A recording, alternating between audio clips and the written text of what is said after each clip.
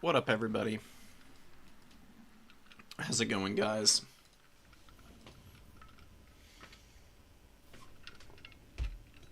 So, pretty self-explanatory. We're playing in the season opener today.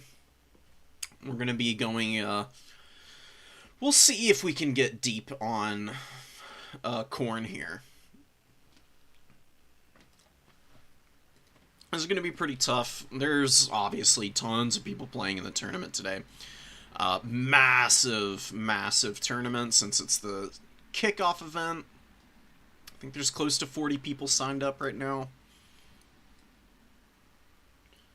4, 5... Yeah, look, yeah, a lot of people, so probably going to be at least like 30-something people in Tourney today. We'll see how we can do with some of the top talent around. Anticity, Danikin, I'm pretty sure, is playing in the tournament here. Blood Penguin is always pretty tough. And who are some of the other noteworthy people? The Cart. Oh, and Empire's here. Empire are probably going to be playing some Ogre Kingdoms or something along those lines. Excited. Martinius. Ooh, and Pizu may be playing today. It's been a while since I've seen Pizu in any of the Dom tournaments. He's been playing in a lot of Conquest and Land Battle stuff lately, I think.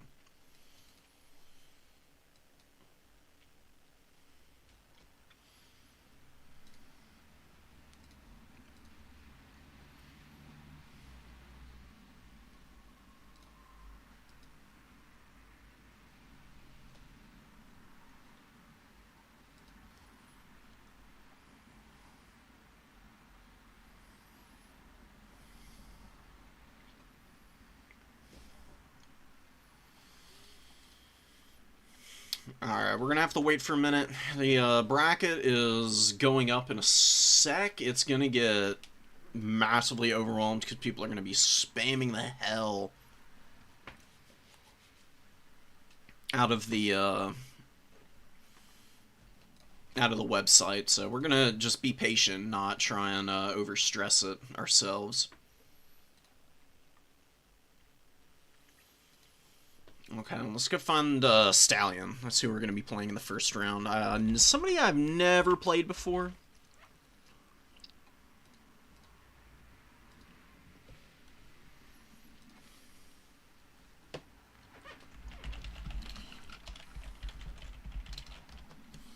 Alright, it's going to be a coast game for our first one of the day. Not sure where I want to play. Got the Arena, Crystal Lake, and Putrefying Carcass. The hell does the Arena look like? I've never heard of that map. Obviously some new stuff being added in.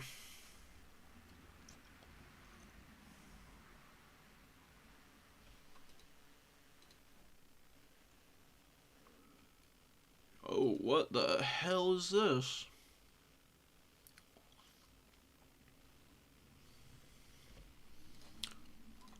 I'll bring you over so you can see what I'm taking a little peek at. This is what this new map looks like. It's interesting. It looks like there's obviously a water feature down in here. There's like pools of blood. I'm guessing this looks very Cornate themed.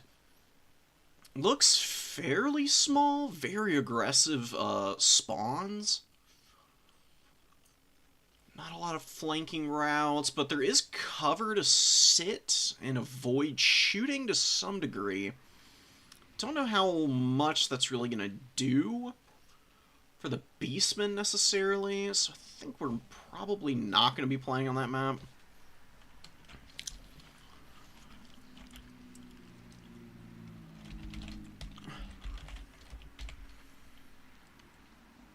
Yeah, I think that we're gonna ban Arena. I don't really like the look of that one.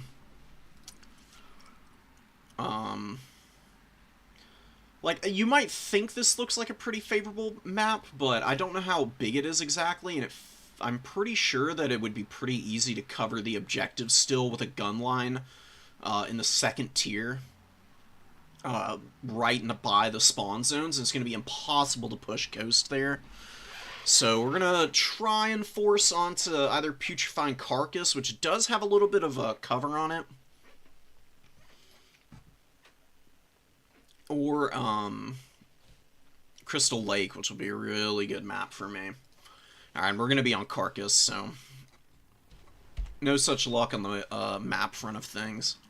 But that's okay. I think we'll be able to arrange up a nice army to be able to take down the nasty, smelly, barnacled zombie folk.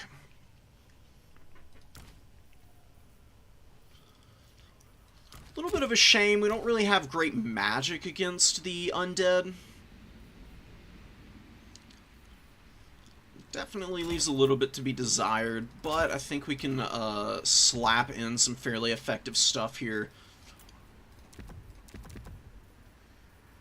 to nonetheless be able to take advantage of our opponent's weaknesses here. We do have Pendulum. I don't know how that's gonna do against the undead guns. Might be a little bit lackluster. We'll try and run it though.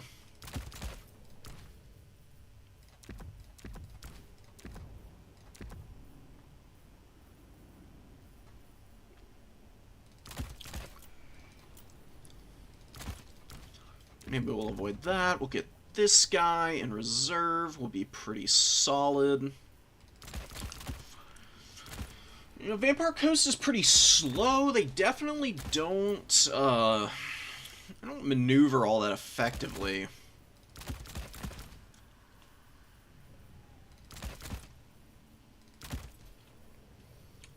With a quick faction like what I'm helming here, we should be able to take advantage of that.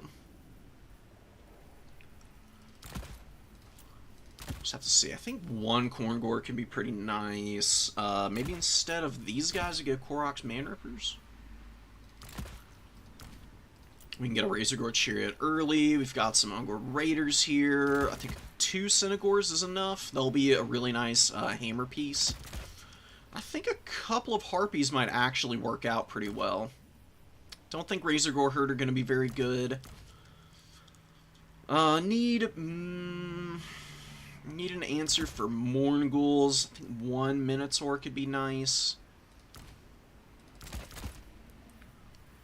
A couple more dual axes. 1925 gold remaining. Maybe another Ungor Raider in reserve. Maybe a little bit too much of an investment on those guys. I don't know what Razorgore Herd are really going to do. A really solid mass unit and hard hitting against armor, but there's not a ton of armor on the Vampire Coast. The most likely thing that we would need to worry about is the big crabs. Crabs you don't really want to fight in melee, though. I think we'll get a Centigore here. We got a Corngore and maybe one more Bestigore, and we just kind of ground and pound against the undead. We got Pendulum, we got Flock of Doom. Maybe Pendulum's not going to be so strong, though. I'm just not 100% certain on that. Enfeebling Foe might be a better bet. Really nice spell just for debuffing and leeching the life out of undead units. I don't think they'll be able to handle that too well.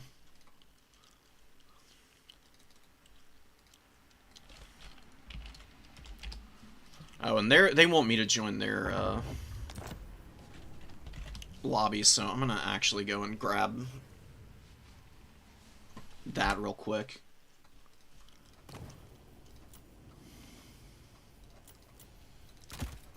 Gotta rebuild our army real quick. Shouldn't take more than a second, though.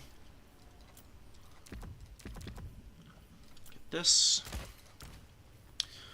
So the Gorbel is here to go beat up on crabs, big rotting leviathans, Lamprey's Revenge, Mournguls. Gives a nice little leadership buff. Malagor has got his item for leadership buffs as well, so we could really make it incredibly challenging for our opponent to try and break any of our units, which would be really awesome if we're able to just avoid terror routes of any and all kinds.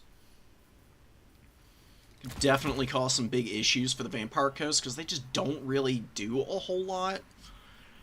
And melee without terror-causing pieces. We could definitely keep them off balance if we just maneuver around effectively and avoid setting ourselves up for failure by running into their missile line.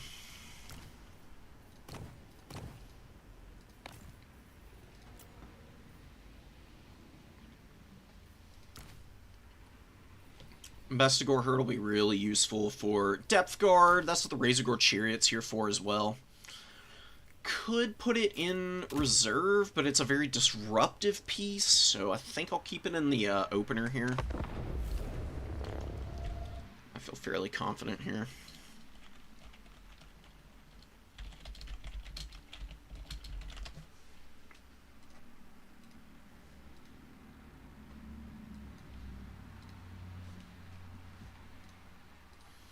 Alright, we'll just ready up and leave our opponent do his thing. Go away from here. I don't think he's going to be stream sniping me. I really wouldn't expect that, but just bury the lead a little bit more.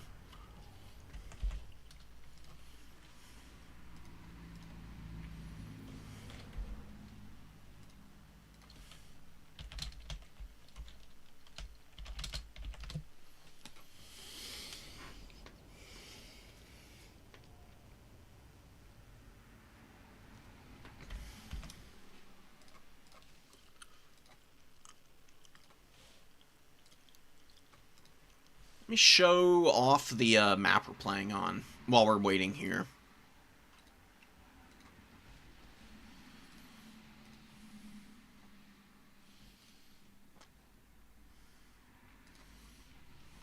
Cool. Oh my god, please.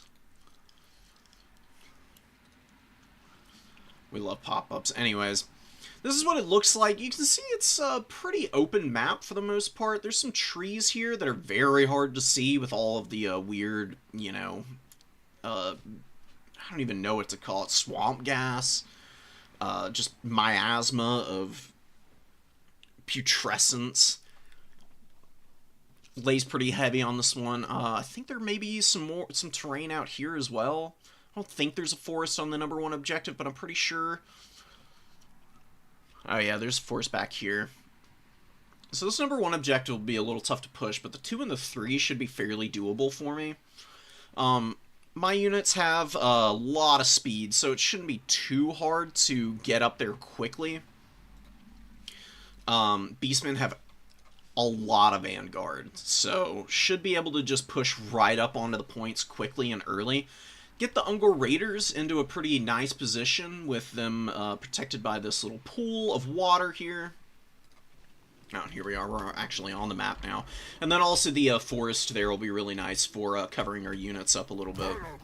It's a big army from Vampire Coast, but that shouldn't be too bad of a time for me. I think we'll be able to take advantage of them regardless. If they don't move up on the #1, I can always throw a unit out there to try and grab it. Not too many issues. Croc's Man-Rippers are like one of the few units, as well as the Chariot here, doesn't have Vanguard. But they're gonna defend out of this forest for our Ungor Raiders, because Ungors are definitely going to need a little bit of protection. They do not want to get pummeled by the shooting that the Vampire Coast has. Give them a little bit of space. Need to be careful of Silostria. She's a real threat and danger here. I don't have a whole lot to punish her early.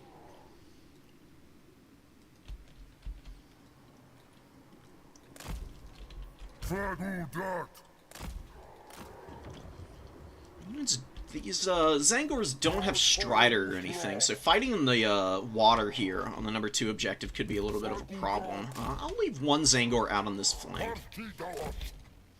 Beastmen are quick enough. I can always summon out a Centigore to come cover this edge of the battlefield if need be.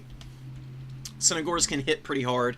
Like I said, I got one throwing axe in reserve. I've got the Harpies here who can maybe in the late game push any artillery pieces.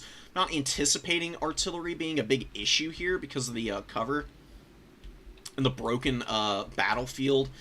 It can make it a little difficult for artillery tools to thrive. If they're like howitzer type units that have a really high arc of fire, like mortars, those will be a little bit more effective.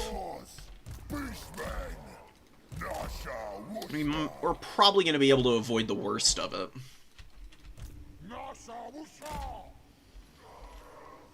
I don't know where I want these Unger spears to be positioned. Probably just behind the this pool of water.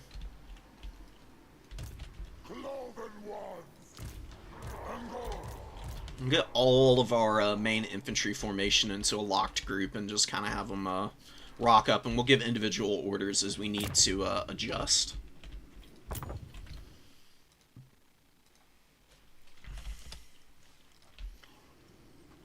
Just letting them know that we're ready.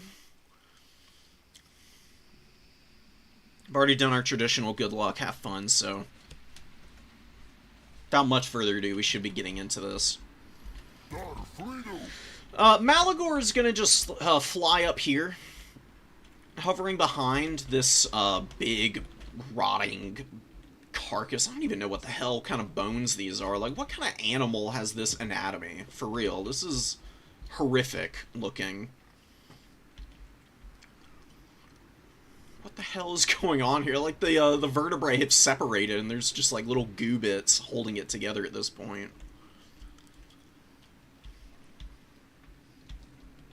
See classic warp shenanigans going on in the background. This map has really cool, has a really cool skybox in background. I don't really love it personally for playing on. I think it's a little bit, awkward of a map. It's really not my cup of tea typically. It's better than our other options though. Get here. These guys back here for the time being. We've got Noctilus on the field, so I can just move my boy forward. Not too big of a deal. And one mortar is out here. We've got a few bomber mobs. Bomber mobs definitely annoying. Handgunners here as well. A lot of gunnery mob as well. This is not a great map for shooting, really. My opponent's deploying his shooting into a really awkward spot. With the forest potentially going to be a bit of an issue. So let's actually move forward and get in the trees here, because that's going to make for a really obnoxious, well-protected position to just hover our infantry up into. We get the number 1, we'll move up over here, we'll rotate around. We're not actually going to play too heavily off of the number 3.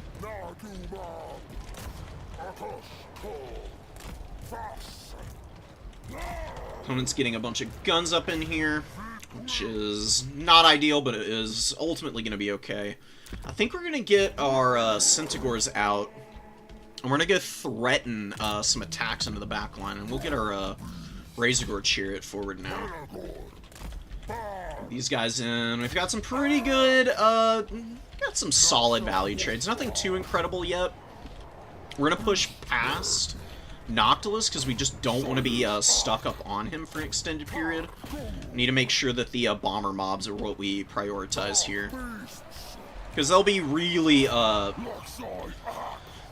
devastating to our lightly armored troops. You can see some of them there getting lit up already.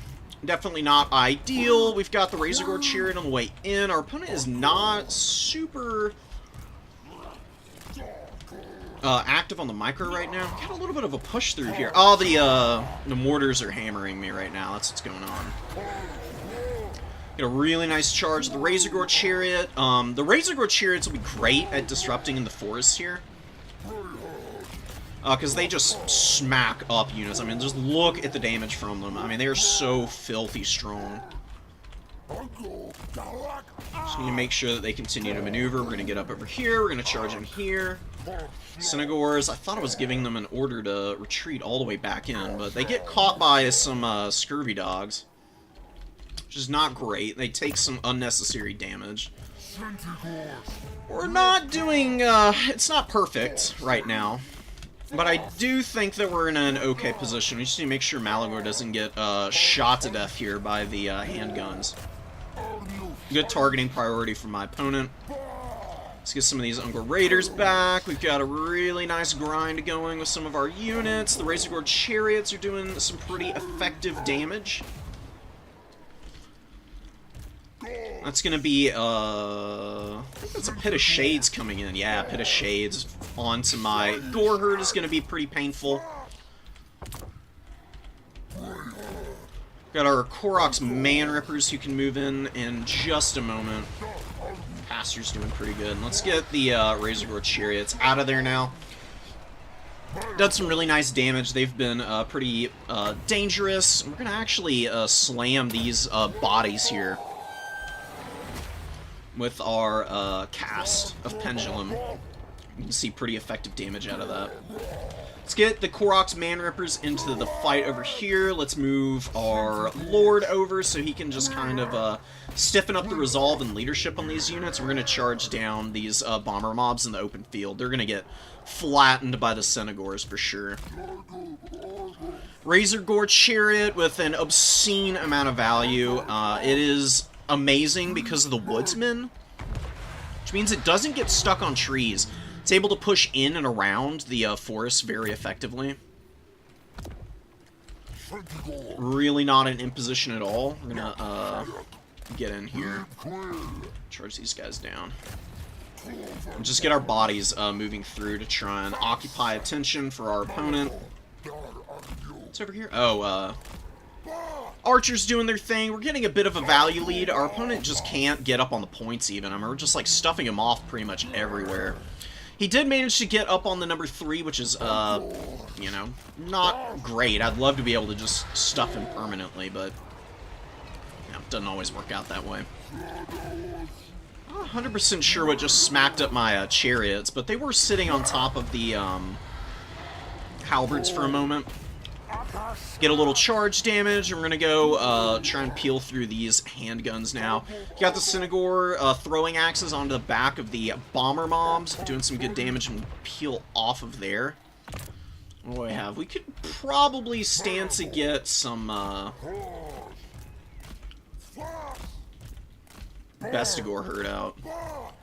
Have our tattered infantry just holding the point. We'll get the Bestigor herd to move in. It'll be a really nice piece for beating up on any depth guard or just clearing through bodies. They're pretty heavily armored. Really don't suffer too badly for all the effort that they need to put in oftentimes. Korok's Man Rippers are just sitting on top of Noctilus, and we're doing some great damage there. Just keep the summons off of our Ungor Raiders. There's really not a whole lot that I need to be doing right now. We've got this game pretty well in hand. We can just throw some magic down. Not that it's really all that necessary. I haven't even needed the mage so far.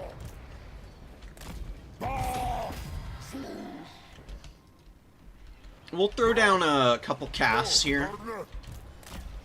Just keep our boys maneuvering around and doing their thing.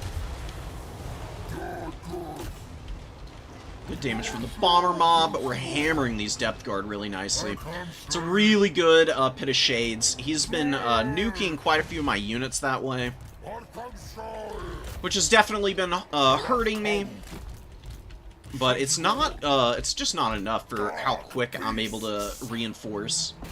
My opponent, as you can see, is just having a wicked hard time even getting up on the points to begin with. Some shots going out here. We'll advance with our infantry. I'll actually send the Ungor herd just to go stuff on that point. get our Minotaur out and start unsummoning some of our beat-up infantry here. Unger Raiders can also get unsummoned. Yeah, Bestigor's on the way in. Our Korngor's just holding the line, not getting amazing value, but doing their thing. And the Synagore throwing axes will just reinforce up onto the number 2. Oh, that's a really nice intercept. Scurvy Dogs come out, and they were trying to get on the point, but run smack up into the Ungor spear herd, and are actually taking some pretty crazy damage from those guys right now. The Razorgore Chariots, oh my god, they've been feasting so far this game. Great value out of them. They're going to finally break here, which is sad. But for the kind of value I've gotten out of them, I don't really need a whole lot more in terms of business from them. The Mortar has been pretty low impact. Just hasn't been able to do enough for my opponent. Just shoot these guys in the back. We'll turn around here and charge. And we'll kill the Mortar, I guess. Melagor's just chilling here. That is a actual unit, so I do need to go kill those guys.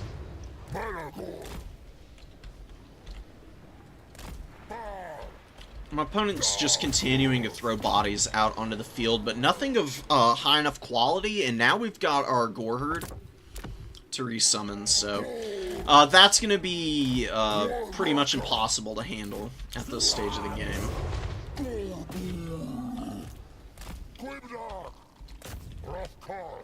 Go punch Buddy in the face, and just throw whatever bodies I've got here to attack these units out on the flank here.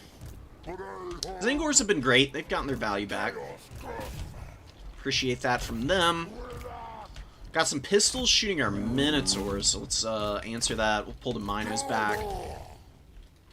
Send in some of these guys. We get another Gore Herd up, and they can go to the middle. Gorbel actually putting some moves on Noctilus with his weapon strength.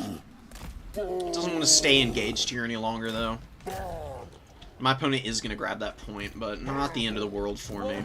Tidings. The enemy has captured one of your victory points. Take it back.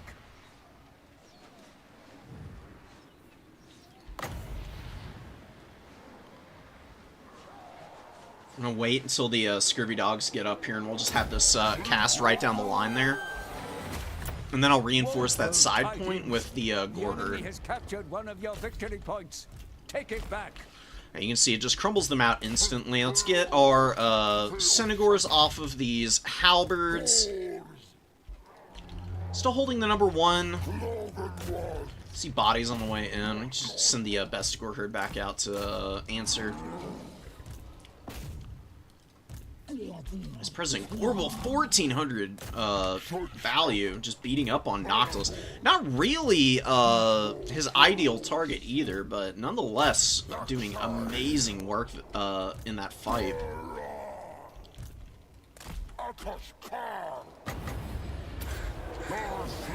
Just throw this down.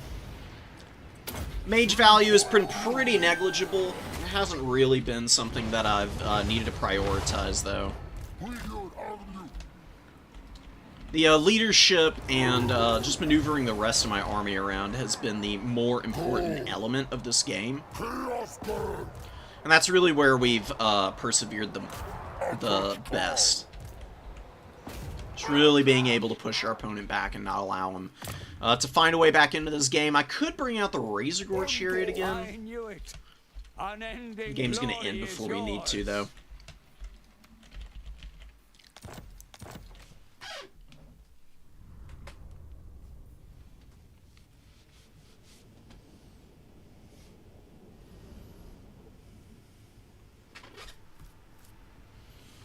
Hell yeah. It was a well-played game. I would just consider cutting these handgunners or not playing on this map. The aquatics trait really isn't very strong, to be quite honest. It's kind of bad. It doesn't do a whole lot for you.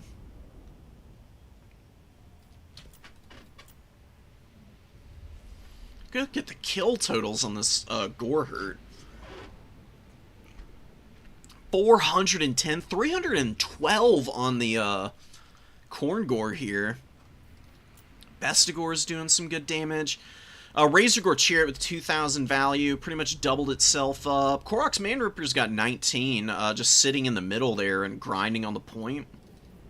Got taken out eventually by Depth Guard, but more than paid for themselves. Just really nice, consistent performances. One Senegor was less than effective, but it is what it is. It's not that big of a deal.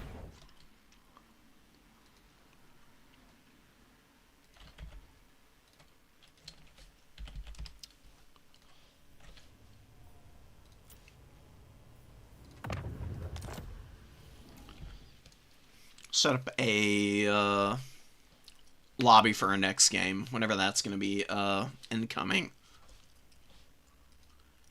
I'm going to go check what the bracket is looking like now.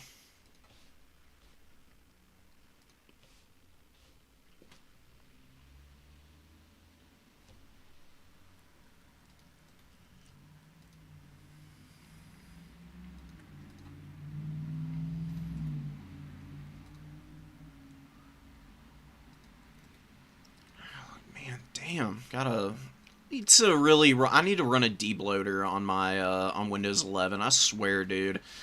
It just loves opening up all of the most useless apps imaginable. So frustrating. Like I do not want Microsoft Teams open right now, please. My God. I don't need it running in the background. I don't know why it's so insistent on having it active at all times.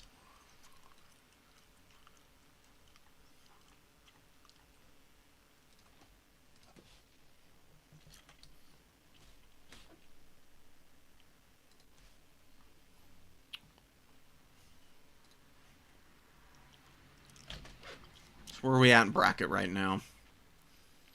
Looks like round 2 is going to kick off in just a minute. I'm one of the last people to finish our matches.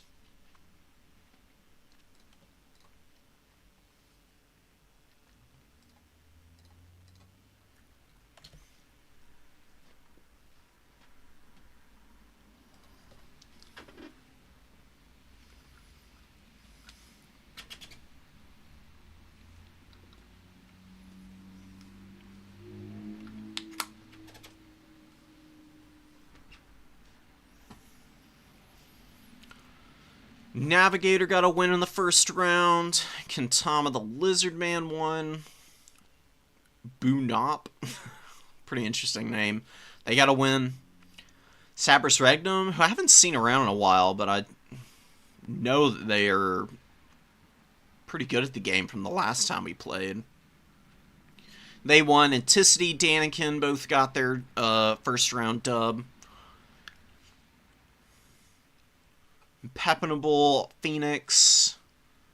Abdel is here in the tournament. Ended up beating Pont.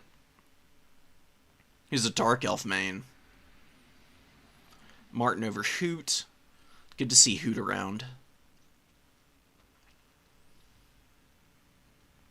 Oh, and Boss Toss has made an appearance. Probably playing Norska if I had to guess. Absolutely goated on Norska. Makes just about every matchup look favorable for them. Which is pretty impressive, because Norska is strong, but they were sliding a little bit at the end of the season when Boss was not playing nearly as much.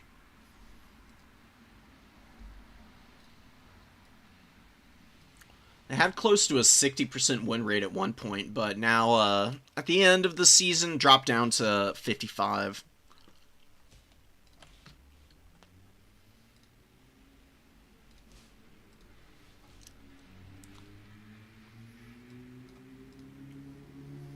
What's up, Piston? Yeah, man, Windows 11 is a mess, but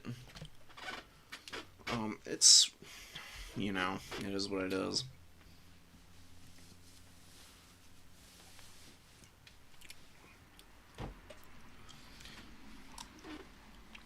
I'm a pretty, I'm not tech unsavvy, but, you know, I'm very much a layman when it comes to software-related stuff, especially.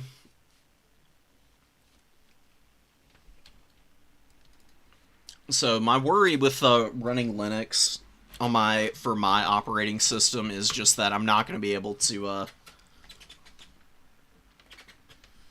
run everything that I want to, you know.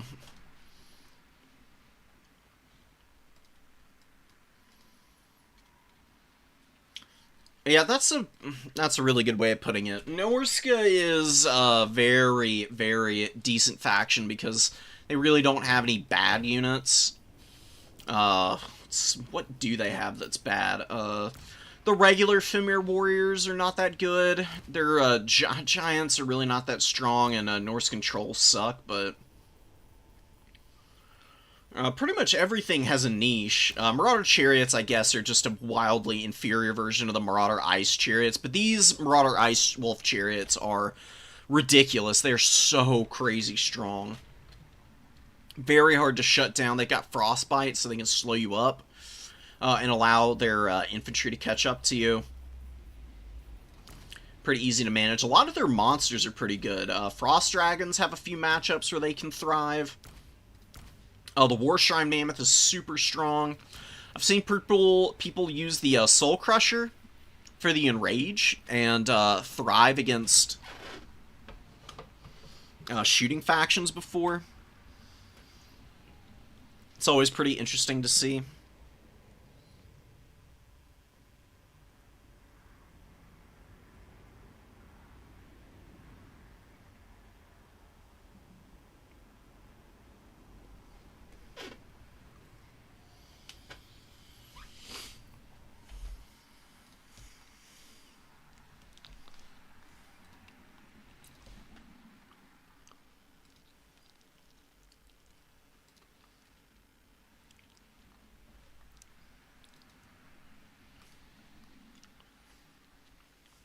Bracket Advanced? No, not yet. All the games are done, though, so it should boot itself forward in a moment.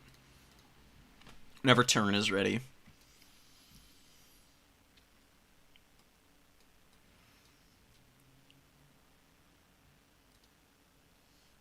Okay. That's good to hear, Piston. That might be worth looking into. I heard a lot of good stuff about Ubuntu.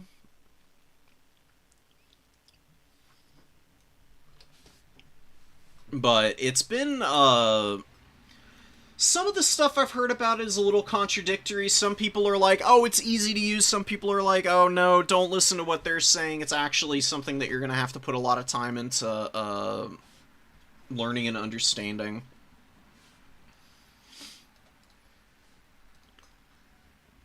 Well, maybe I should just take the plunge and really do some actual research on how to do it all. Because Windows 11 is definitely sluggish as hell. The performance on it is way worse than Windows 10. Probably because Windows has all this back-end protective stuff that's stealing all your data in the same breath that they're protecting you, quote-unquote.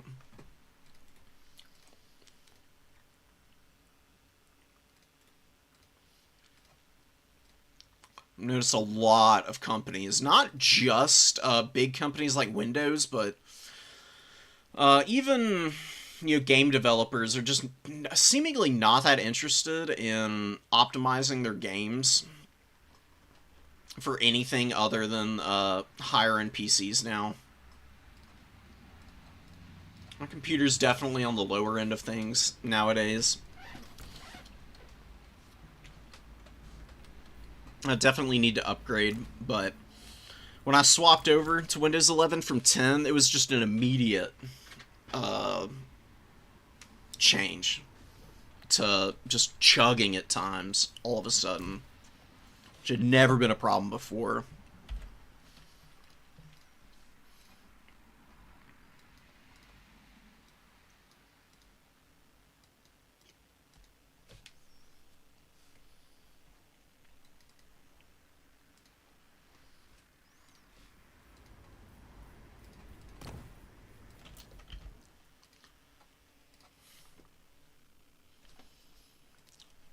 Our next match? Nobody's messaged me yet. Okay, but we do have our game. Oh, and we're playing Lacarte, who's going to be on Khorne. Which is going to be really fun. I love the Khorne Beastmen matchup.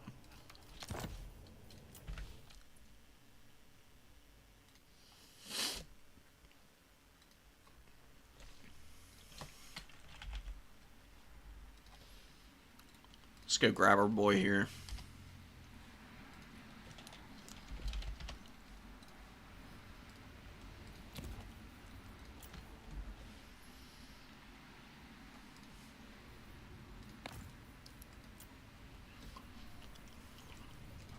I love the color schemes in the Beastmen. They're all pretty brownish, you know, it can be a little samey, but a few of them give you a nice little mix-up, and some very nice, vibrant colors. Man Blight Tribe has some nice pop to it. Slaughterhorn Tribes are my favorite, just black and red. Classic. Chaos faction colors.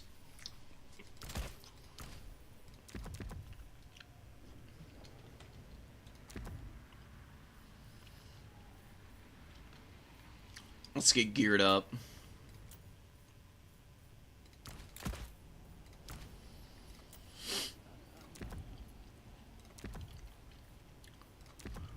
Wild's Magic is my go-to in this matchup. It does so much for you. You get Vigor Reduction and Charge bonus from casting your spells, both of which are really strong for the Beastmen. Like, your Cynagors already have Perfect Vigor because of their Rowdy ability, but the Infantry doesn't have anything like that, outside of the Blackhorn Ravagers. They've got Rowdy as well, but you lower Vigor on all your units while you're spell spamming. You keep all your Infantry fresh, as well as your mobility, and you can really overwhelm Khorne early. Khorne does not love playing from behind against the Beastmen. It can be really tough for them to maneuver around the way they need to. And thrive. Don't know if we want a Gorbel here. I'll think about it. Do know that a couple Zangors are really strong. Good at fighting off Furies and can crush through Fleshhounds pretty quickly. Cynagors of Tzeentch could be nice. Actually think I'll do one of them. Sons of Goros are strong, but Khorne does have a lot of AP, so the 70 armor doesn't apply much protection for them. Guardian's pretty negligible in terms of value. The extra stats are good, and they do hit really hard. We'll just see what kind of money we got left over. Razorgore Chariot to start off, of course. Always a pretty good tool to have.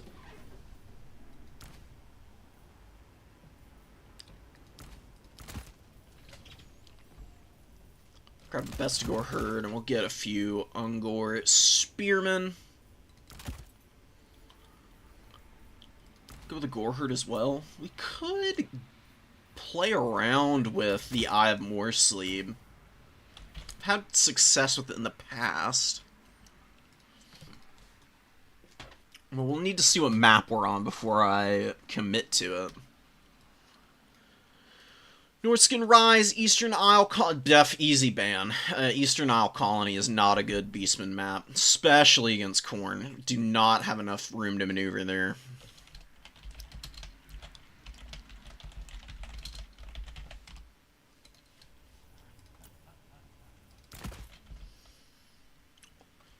I don't really think either of the other maps are all that favorable for the Eye of Moorsleep, so I think I'll leave it off the table for now and go with some other units. Do really love the Groghooves of Wolf's Run. They are so strong. They've got this heal, extra stats, they hit like a truck. They're very tanky, honestly, for a skirmish cav unit. And the poison is so nice. With the extra accuracy they have on their throwing axes, they also hit a little bit harder. They're very good at value trading, actually. So I might be throwing them out on the field.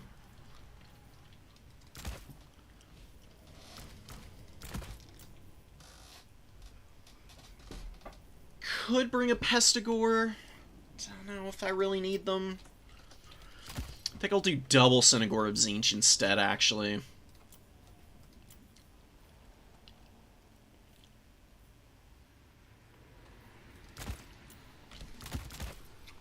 Maybe we'll do double Razorgore Herd. We'll stick the Destroyers in.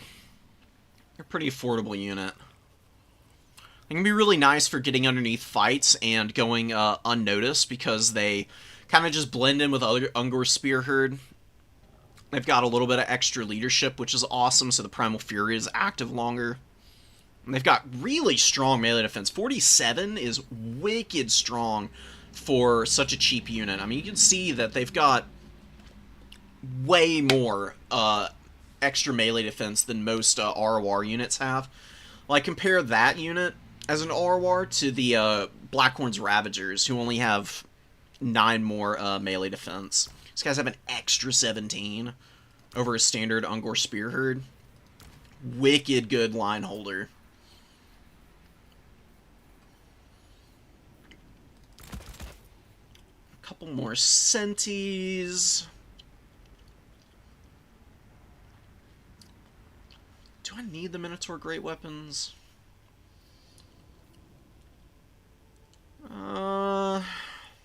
Actually don't think so.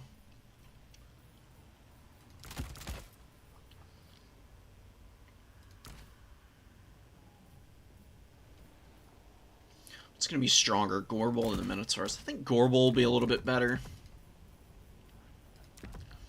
We could invest into the Butchers of Kalkengard, though, and cut this guy, and we've got 1050 gold.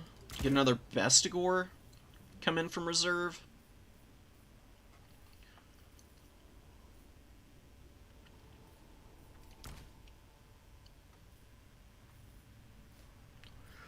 Doombowls are really strong. Slaughter's Call and Barb Knuckle Boxing actually gives him a nice little extra chunk of damage. Melee attack. His melee attack is pretty weak. Definitely add on and pile onto opponents pretty nicely. We're going to be on Glade of the Everqueen. Butchers might be a little too expensive, though. Just go Synagores and hit and run endlessly. Need a Synagore Great Weapon and a Razorgore Herd. And we'll just play the mobile game really hard. Just not bring anything very vulnerable against the Blood God here.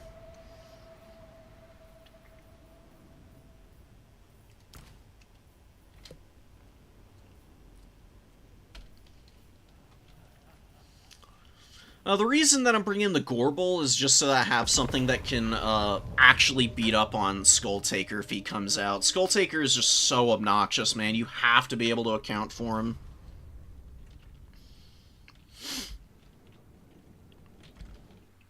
He can give you a runaround that you really don't want to be a part of.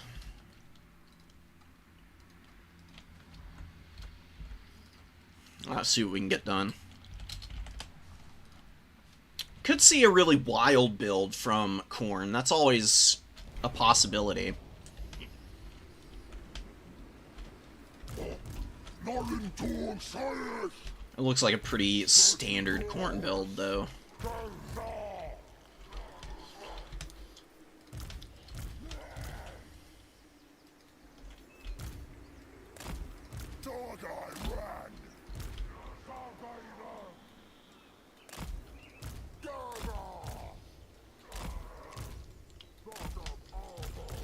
Zingers in the trees, Razorgores here in the trees as well. Razorgore Herd have Striders, so they're not losing any stats in the forest, so they can actually motor up at max speed, as I need. We'll probably bring our Wilds Caster out first. Gonna be pretty important to have, obviously. Because what you're doing here is you're just spamming Devolve, lowering leadership, melee attack, and I think speed and charge bonus as well. Be able to check it once we actually get into the game. And then, like I said, the vigor is really important too.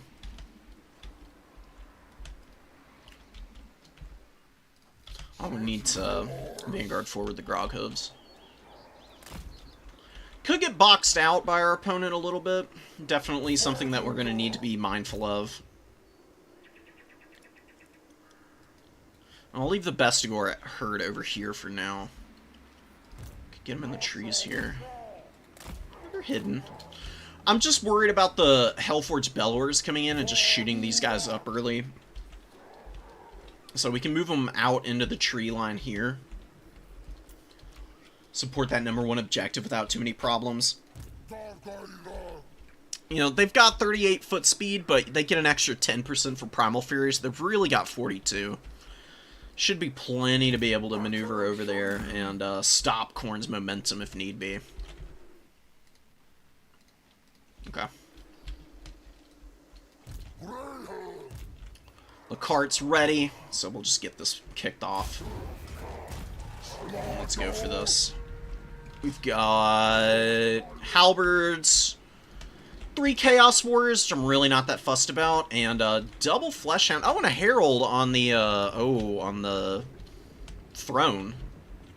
Okay. I'm pretty okay with facing down all of this. This isn't something that I'm too worried about. Is that all 10 units? 1, 2, 3, 4, 5, 6, 7, 8. There's 2 units hidden. Probably more Chaos Warriors. I mean, my opponent probably just maxed out on those guys. There's We have a victory point. Keep it 4 from on the field right now, which is a big investment into them. Groghoofs are actually pretty good at hammering into Chaos Warriors. They really don't take that much punishment from them. We can actually go throw our axes at the halberds here. And yeah, you can see just a ton of Chaos Warriors right now. Pull back a little bit.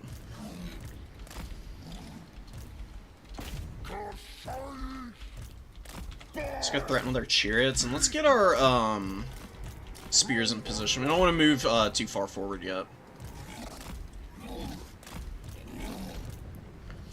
Like, the reason that I'm moving in here is because my opponent's Fleshhounds are out of position, so he's got no mass to stop the chariots from running these guys over right now. You can see they get some pretty good damage. We're going to pull out here. We're going to get away. Avoid the Herald. Now we can hammer with the Razorgore herd a little bit, maybe. Maneuver around. We'll save up for Centaurs of Tzeentch, which will be really nice. Let's pull back here. And move our Ungor Raiders, or Ungor Spear Herd into position.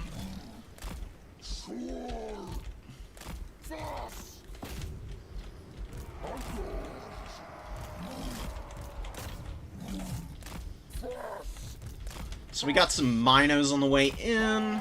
Just get ourselves positioned here. Let's get away from the Herald, because he's going to try and net me again. I just don't want to be a part of that right now.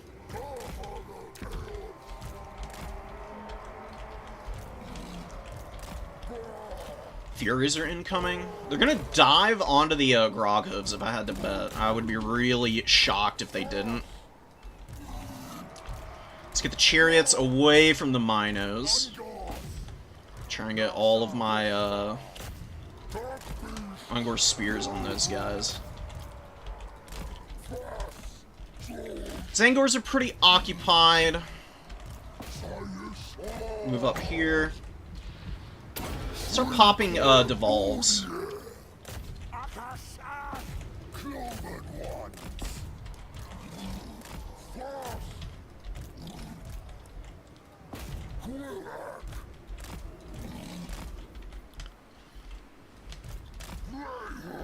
Tzeentch Degors in position here. Oh, and the Minos are... Oh no, my Razorgore Chariot's stuck on the Minotaurs. This is really bad. Fuck these guys. Charge. Attack. Yeah, Groghoof's getting fucked up right now by those Furies. Uh-oh. It's really not good. We got these guys out. We're gonna go charge down here. A card with a really cool build. It's actually going pretty good for him. Definitely not amazing for me right now, but we are killing the Minotaurs. Minotaurs going down pretty hard, in fact. We did crumble out the Furies, so we took a lot of damage from them, but I don't think it's the end of the world that happened. Still got plenty of punching power here. Those are Flesh Hounds, so we can go kill them. Oh, and we gotta move our, forgot about my Bestigors, man. Completely flubbed that part of the battle here.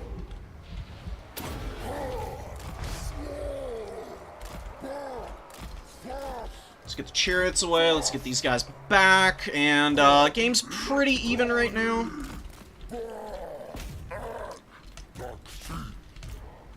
Let's just make sure that my Bestigor herd can get in position to chip down some of these units.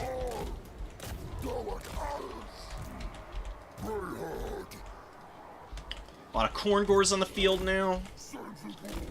Let's get away here.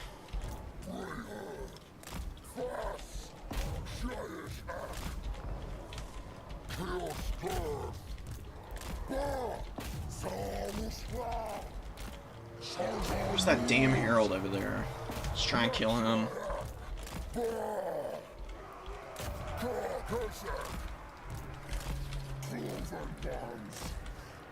Get the Synagors out of here. There's a lot of bodies, and I don't really want to be fighting with them right now. We're gonna get our other Bestigor herd out in a moment. Oh, and our Prey Shaman! Oh no! He's routing. It's actually really devastating for me. We're just getting run down by the numbers here. Definitely not ideal currently. Let's see if we can punch this guy in the face. And hopefully our Bray Shaman rallies in a moment. We're going to get this guy away. We're going to get our Bestigor herd up. We're going to go in after the Corngors. Bestigor herd doing really well here. Let's get out of here.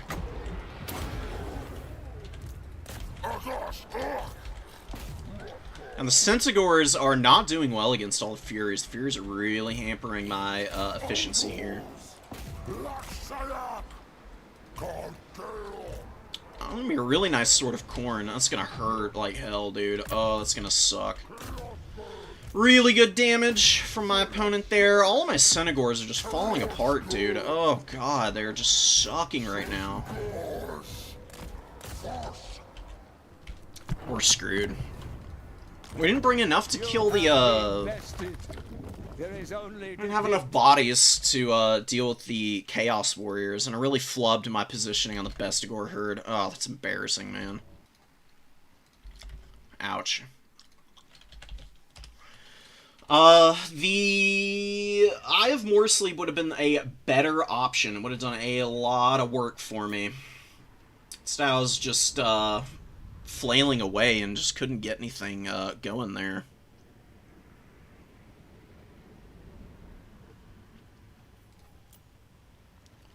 Groghoof's getting annihilated by the Furies was also really bad on my part.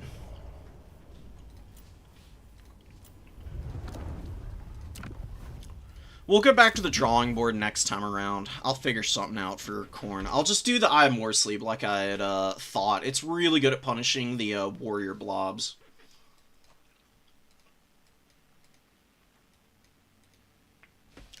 Thank you, brother. Take care, Piston. Enjoy Arc Raiders. I've heard it's pretty good.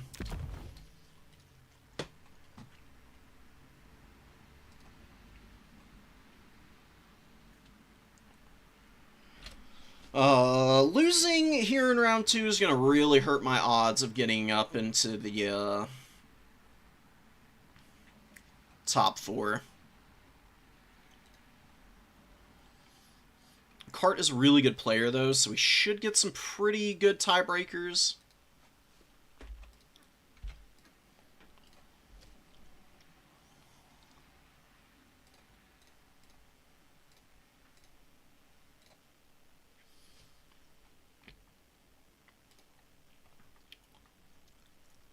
See what we can do for the future. While we're waiting here, We're gonna mess around in what is going to probably end up being one of the best games coming out in the next couple years. Or I guess not in the next couple of years. Coming out next year, but it's going to be getting a lot of additional content. I don't know if anybody else here is, who's been watching me has played Battle Brothers, but this is the new game from Overhyped Studios. I'll just continue my campaign. We'll do this until we get our next match going. It's a really fun XCOM type of game. Oh, we gotta choose what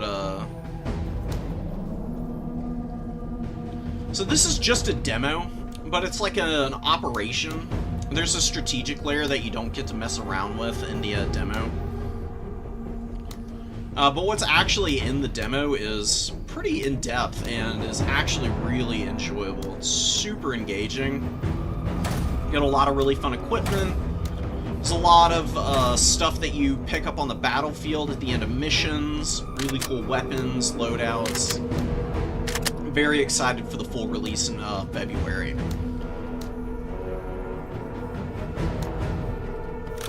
For goodies, get this guy with the grenade launcher. I'm gonna try and be aggressive with this squad. I haven't actually done a whole lot of playing around with this squad aggressively. I'm gonna try and do that here, though. This guy gets the plate, and we'll give him the SMG. It's a really nice combo for him.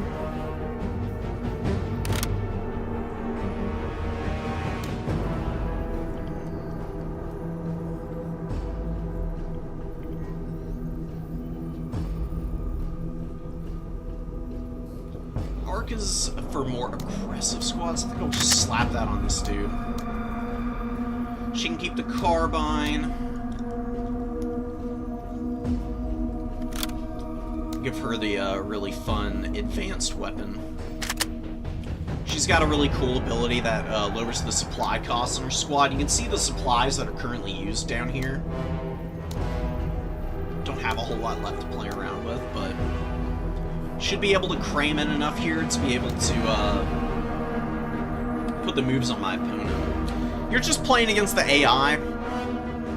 This can be pretty difficult missions at times. You can see the intel layer here gives you the gives you an early idea of where enemies might be hanging out at. What the hell is this? Oh, a laser truck. Okay. I don't think that's going to be too big of a deal. Just use the autocannon to bully that thing.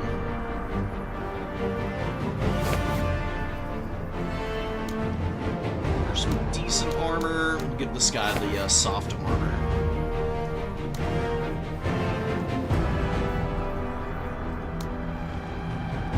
Over supplies, it's a little rough. Downgrade on this. I don't need the grenade launcher.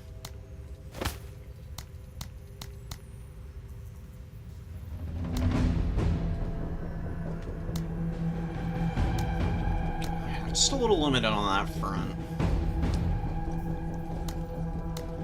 Smoke grenades at our boy here. This recon bot is really nice.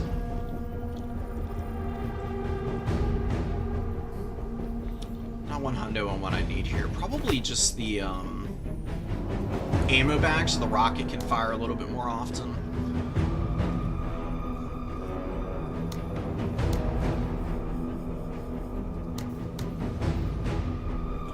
Also lower the number of guys in each squad if need be. Not all of the squads need to be totally decked out, but this guy, I think we will leave that way. We'll get one less person in her squad.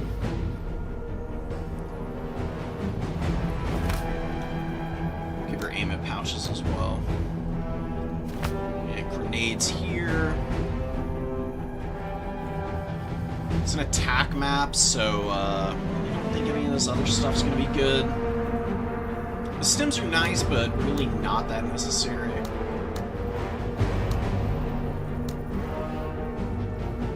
We'll get point fire and counter strike on this guy.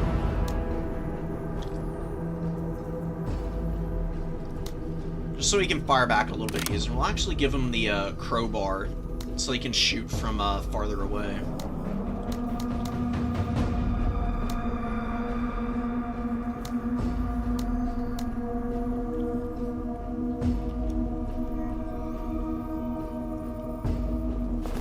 Give him frag grenades and I guess the explosive charge.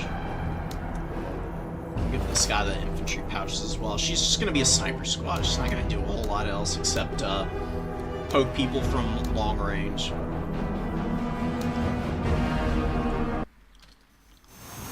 Time to shut up and color, boys. Yet.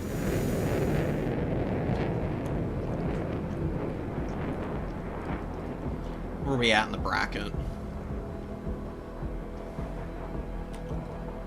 It's about to pop off in the tournament in a moment. Get a few turns in. This game has wicked Jagged Alliance vibes. If anybody's played Jagged Alliance 2 or anything, works a lot like that. Yeah. The way the turns work is it's somewhat simultaneous. Like, you'll move a unit and then the enemy will usually move one, or it's a little bit randomized at times. You can hear them gunning all the civilians down over there, but we don't need to save civvies at all. We're just here to take out as many of the pirates as possible.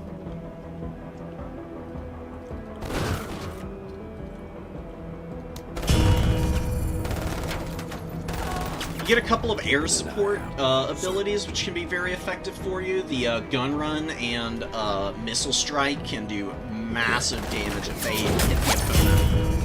Yeah. Once you place them on the ground, it takes a few turns for them to actually get called in. I got the aim of a Ricari. Yeah. Enemies will move out of the way of the airstrikes on occasion, but if you suppress them, the suppression mechanics are really interesting to play around with. You can definitely keep the enemy on the run, or just in the zone of the call-ins to actually get hammered. Ready, Major. What? Sir. Yeah. Here's the rocket truck. Oh, it's a chain gun truck. Okay, it's not that bad. You can see that your units actually stop and allow you an opportunity to decide what you want to do when they spot stuff. They don't just automatically run themselves into a bad position when you give them a move order, which is really nice. A lot of games do that, and it can get real frustrating.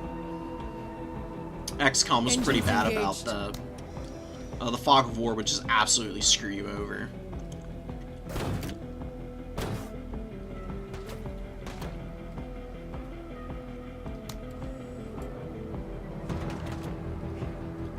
Drop a smoke screen here. Move her forward. Chain gun truck is not going to be able to hit us. We need to get up to this cover. That's why I'm dropping it here. Smoke is really effective. It makes it very difficult for enemies to actually hit you. They can fire into the smoke, but their shots scatter a lot.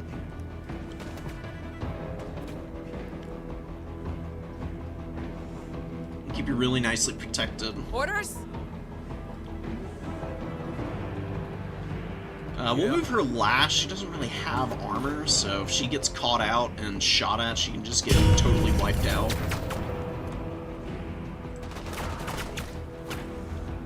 Yeah. Get there yesterday.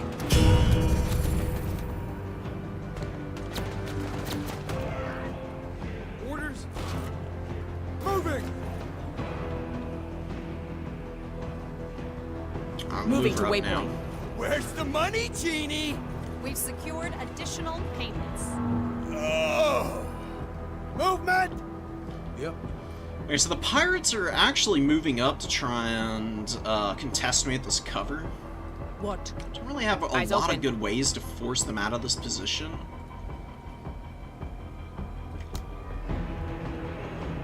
It's time to call in the strafing run here.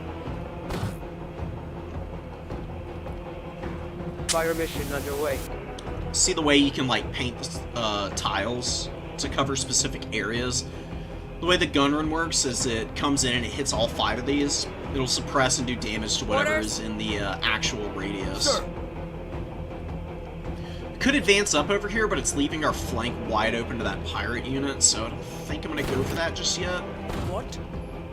I'm going to just keep maneuvering my walker around on this side.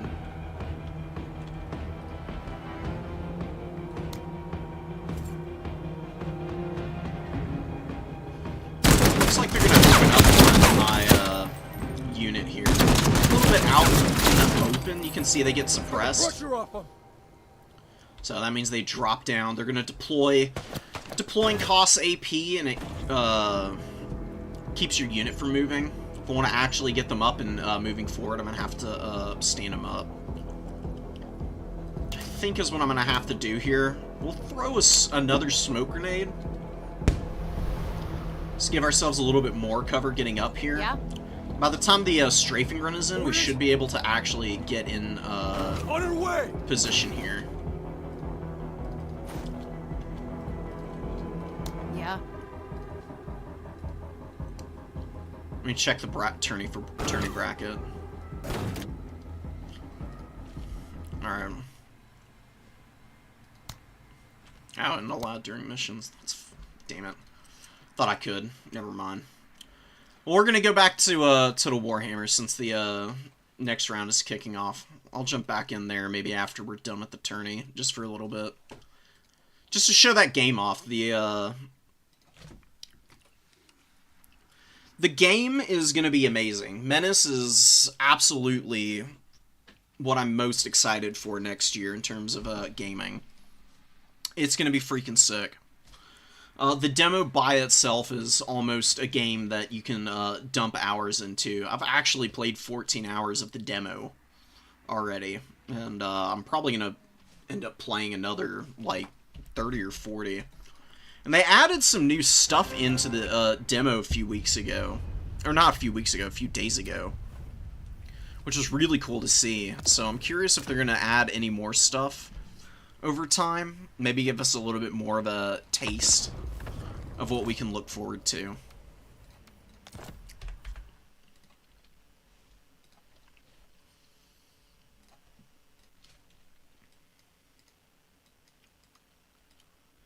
Damn, Empire. I am so sorry that you had to play the Nurgle mirror match. That sounds pretty miserable, honestly, man.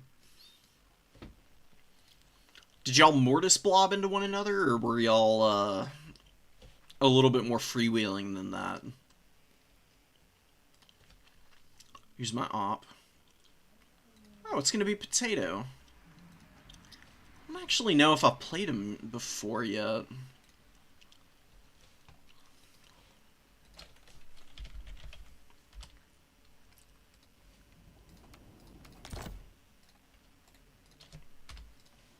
Let's get him in here.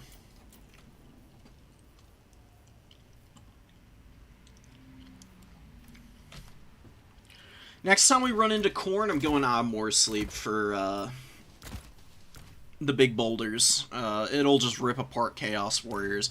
We ended up losing to Khorne in the second round, which is really unfortunate. Thought I'd be okay, but nah. It didn't work out that way. Let me go look at the maps. Oh, God, dude. I want to be able to pick the map for a change. Always on the top of the bracket. We got Ramparts, Brave Alley, and Haunted Vale. What faction? Oh, we're facing off against the Tomb Kings. Tomb Kings is pretty manageable for the Beastmen.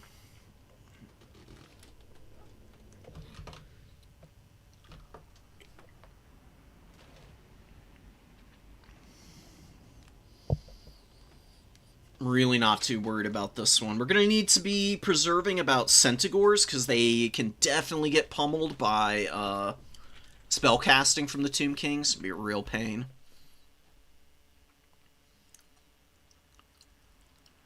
Brave Valley would actually be a pretty good matchup for us. Haunted Vale is decent for Beastmen. Very aggressive map. I think we're going to ban Blazing Ramparts.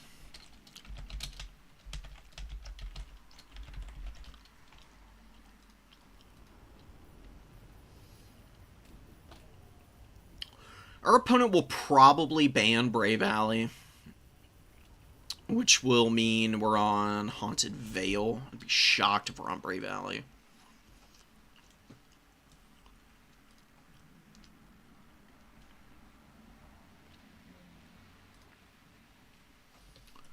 Wow.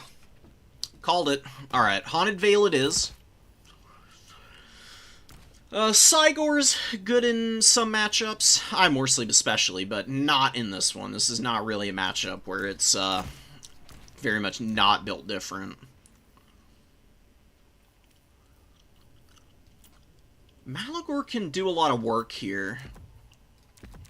This is definitely a matchup where Flock of Doom can just rip your opponent up. An Enfeebling Foe I think we'll take for our other spell, and keep them as cheap as possible. We'll keep Icons on.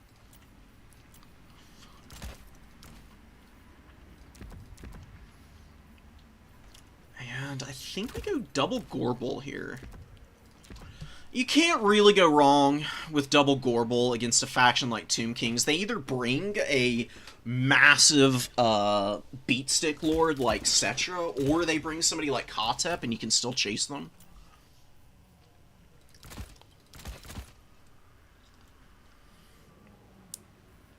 Get some of these guys. Goreherd. Korngor in reserve. Synagore of Zinch. We'll take a Zinch to Gore. It can hammer against the big beasties if we need it to. Get a couple throwing axes. Got 1650 gold remaining. Croc's Man Rippers could be pretty nice. Butcher's a Kalkengard. Not really effective against undead. They just don't break, so I think I'm going to waste my time with them right now.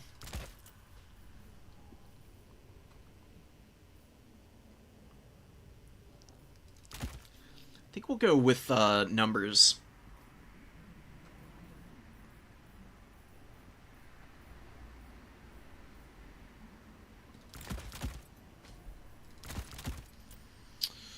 So we got 1030 gold. I think we'll do one Synagore with the great weapons, and they can hang back for a bit before they move in and try to engage. Get a couple more Senties. Furies I don't know about. Razorgore Herd is really good mass, so I think I'll bring a couple of them. Chaos Warhound's not going to be good against the undead. More Gore Herd. One more Senti.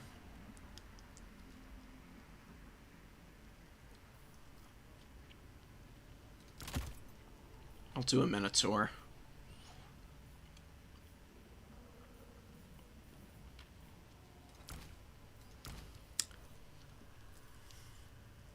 We could bring a Jabberslythe. That would be really funny. I think that's maybe going a little bit too deep on jokes. I don't think that's going to be the most efficient. Jabberslythes are pretty decent against undead because the Aura of Madness procs really quickly as the leadership drops on the undead.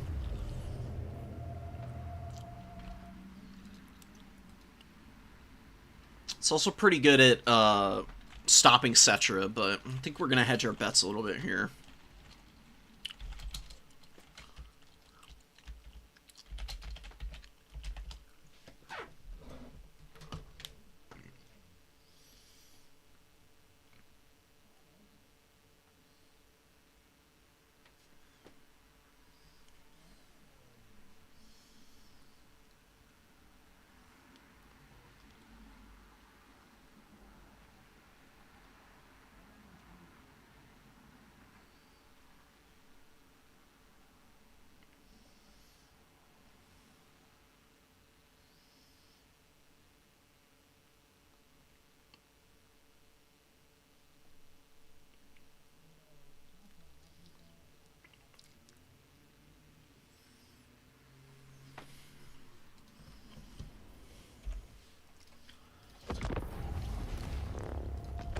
Leave our opponent to pick their army.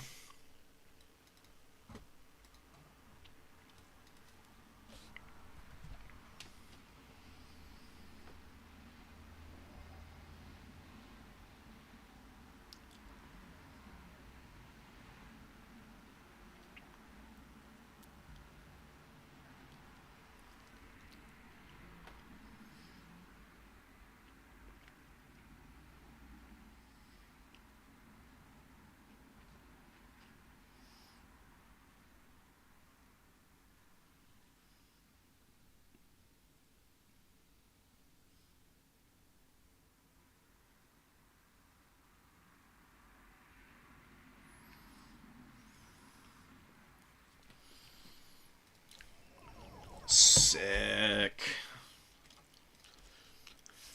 We're ready.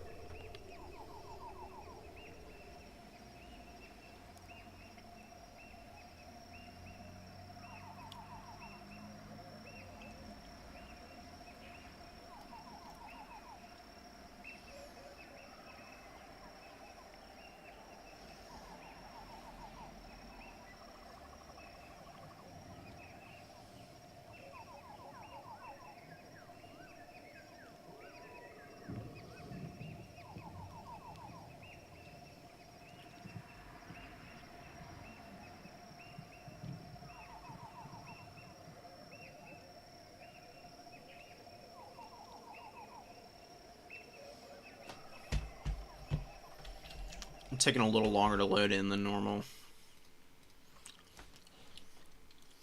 No worries, though.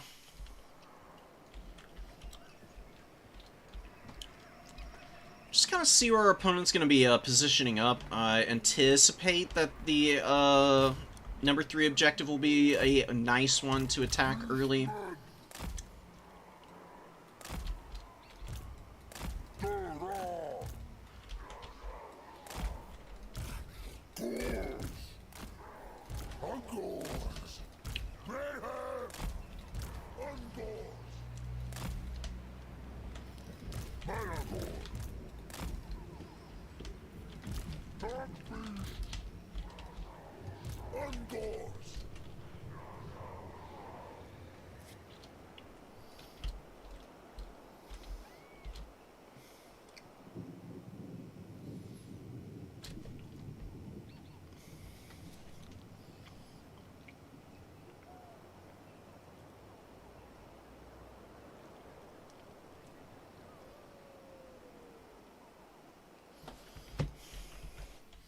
Slick. Alright, ready as they'll ever be, I guess. We'll see what our Gorbals are able to do. Should be able to get aggressive after the enemy lord. Flock of Doom is going to be really nice for wearing out Skeleton Horsemen. Enfeebling Foe is really good against a variety of targets. Very nice for a shock faction like the Beastmen.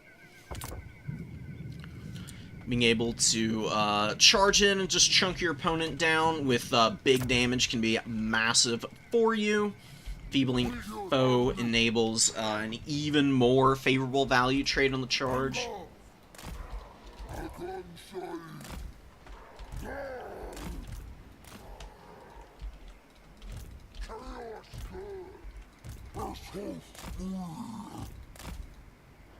Kobolds are maybe going to need to split up. It's a pretty small Tomb King's army, so I don't know what Blesk is thrown in here.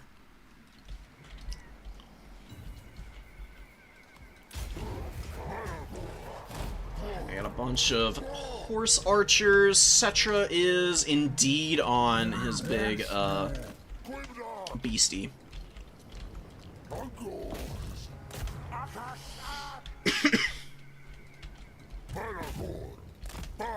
Malagor ride it over there and maybe drop some spell casts. A lot of skeletons, really not that worried about those. We just need to control Cetra and the Necrosphinx. Those are going to be the more dangerous elements for my army.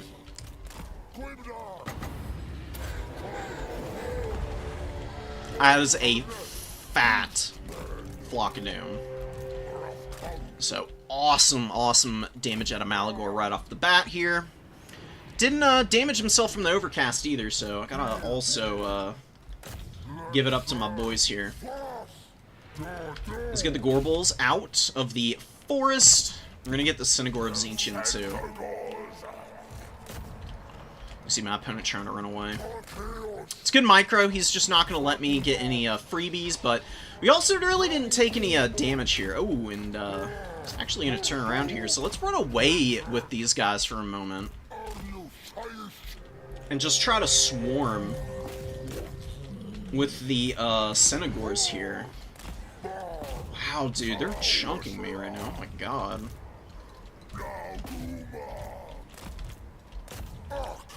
Let's get our Gore Herd moving in.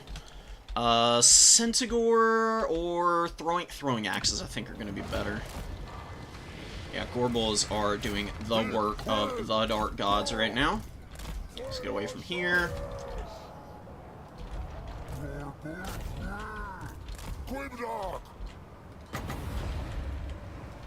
You have the foe's victory point.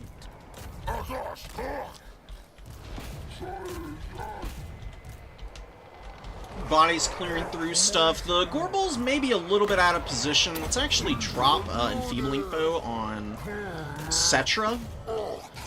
Because we can actually do good damage to him. It's going to be a lot less effective dropping our spells onto the Necrosphinx. That is definitely not where we're going to find the most success. Let's get the Gorbals out of here. Let's get our throwing axes off here. Let's get the Gorbals both out. Really need them to escape. It's Nehekar Horseman up on the flank here. Around back. We got a really nice fight going off here. Cetra is in a lot of danger right now. We actually hammer him pretty good. We're going to pull back here. We're going to get a Synagore out on this flank. We're going to attack here. Lost one of our units there, but our front line fight is going really nicely. Our units are really not breaking at all. Backing away. Just make sure that we're flying overhead. I don't think we need to drop this right now. I think it'll be a waste of time. We'll get another throwing axe forward. Try and get these guys away, and let's go get the Gorbals back on Cetra. Cetra is in a lot of trouble. He has taken a ton of damage. And I think we're actually going to kill him here. He is pretty cooked. Should be pretty doable to finish him off here. And our opponent is spending a lot of time wearing units out over here, which really isn't gaining a lot for him. Synagore's doing well. Just need them to continue to pressure. Throwing axes need to shoot here. I think this is actually going to be where we drop another Flock of Doom, because there is a million units, like, stacked up in the radius. They may be a bunch of, like, Garbo, Trash House units, but with our current amount of pressure, I think we'll be pretty happy with that series of engagements and fights. Alright, these guys are not going to escape. Let's drop Enfeebling Foe on this big bad boy, and we'll just have these guys continue to fight and grind. These guys up here and shoot at the Sphinx of Uskef. And we've got infantry pushing into the back line to attack the Eyes of the Desert right now. We just need to stay on top of those guys for the moment. Back here, attack down. We've got a small value lead, it's nothing too crazy. Gorbals are on their last legs here, almost. Definitely need a little bit more out of them. Oh my god, and we got Zangor's routing, which is really ugly.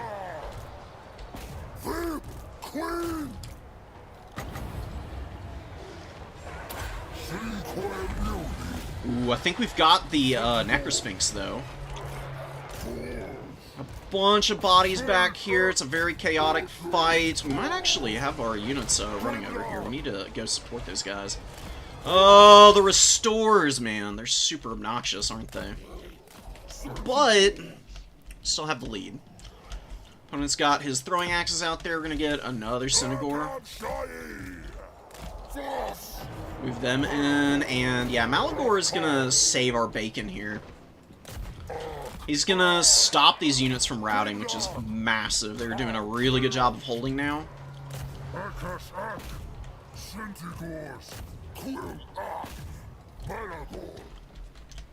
A little bit of time before we can throw anything else down. Gorbulls are dead, but we've got the Synagores in position to do some good damage, and our opponent can't really overextend here because he just doesn't have the numbers to pressure me right now. Let's pull back here. Let's get this guy out in the open field.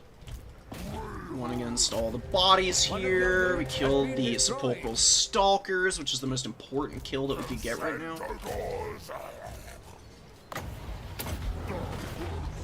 Hit this thing with the Enfeebling Foe, and we're going to kill it here with the Great Weapon Synthes. What do we push up over here? Don't think a Minotaur is really going to do it for me. I think it's actually time to bring some more infantry out. See, I'm pretty beat up on the battlefield right now in terms of bodies. So I think a couple of these guys will be really slick and useful in the late game. And yeah, there goes my opponent's big beasts. We're gonna have Malagor land, and he can actually do good damage to the Necrotechs. Necrotechs don't have any armor. They're really vulnerable to getting attacked by decent combat characters, and Malagor actually has pretty good combat stats. Doesn't want to sit here alone, and yeah, my opponent's going to pop Jaffs, which is going to allow him to value trade a little bit better. Summon all these guys. Whoops. Fly overhead. Synagore throwing axes, grind out the last of those dudes. We've got our numbers up on the field. Pull back. Don't think we need this. We need... Could we summon Gorbul? I think that's actually going to be the best call because Cetra's out here. Although the Minos could also do some pretty good damage here.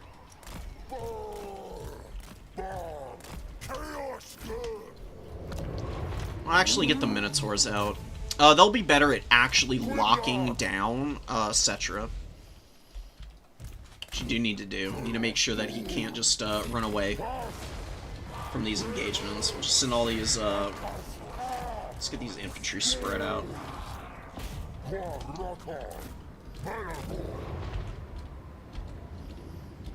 Nekar Warriors, Skeleton Spearmen. Let's move up, get the throwing axes on the line, and just make sure that we can poke this guy down. Let's attack the Necrotech again. See, the Necrotech's about to go down.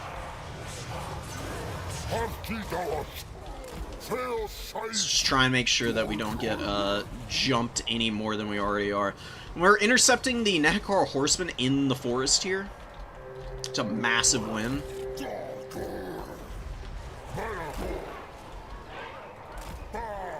Oh yeah, Minotaurs are going to win this fight from here real fast, because they're going to kill Cetra for a second time now. Let's summon these guys.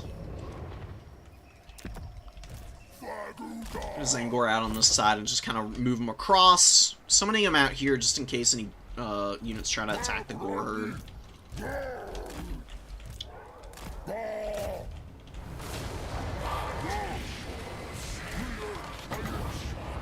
That's enough bodies to drop a nice Flock of Doom for myself.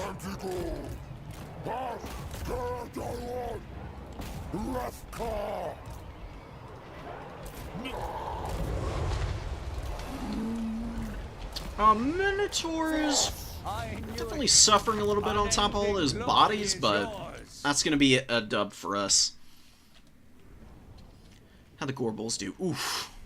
1,900 and 1,600 a piece, man. Vicious work. Owie. Senties with good value. Zinchtagors didn't do that great. Throwing axes were solid. 944 and 1,600 on the other. Hell yeah. Horse archers needed to be used a little bit better. They should have been over-screening my throwing axes away from his big monsters, because the throwing axes were able to do enough damage to just keep my opponent's units from really being able to thrive in any meaningful way.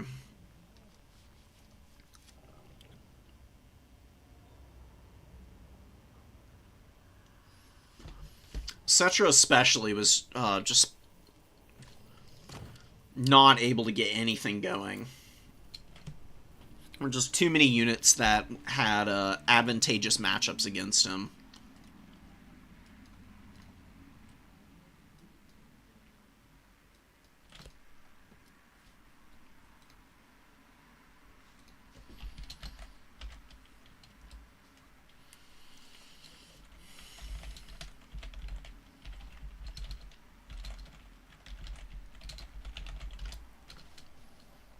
Yeah, Potato is, Potato bemoans the fate of Cetra in our Discord chat here. It's understandable, dude. The Gorbals are just so strong. They just don't give a rat's ass about what they're fighting. They'll take any and all comers.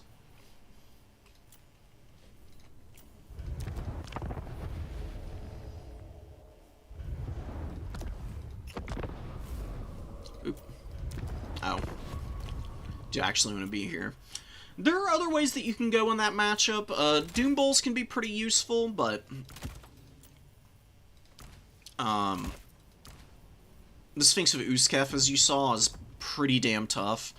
And Necrotect heals can keep it alive for a long time. Traderkin, Great Bray Shaman is a really nice lord if you want to hedge your bets and just rely on the AoE spell here to kind of leech down the life on both of the big monsters. It does really good damage. It's a massive value farm type of spell if your opponent brought multiple large monsters.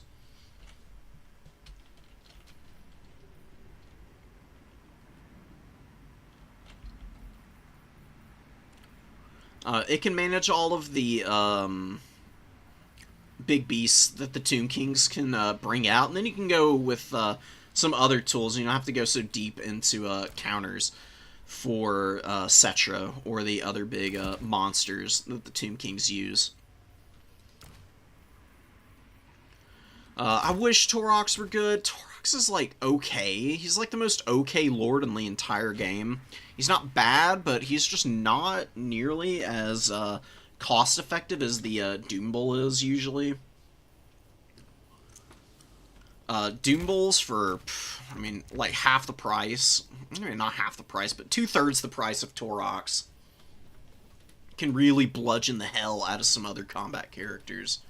And the Dazed Contact effect is amazing because of the speed and melee defense debuff.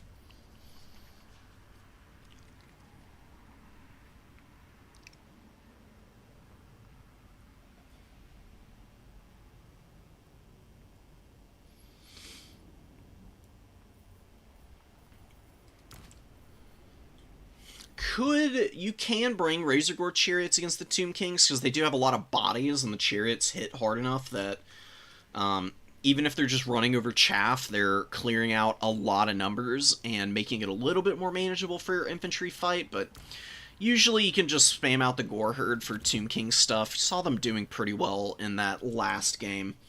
It's about par for the course for them.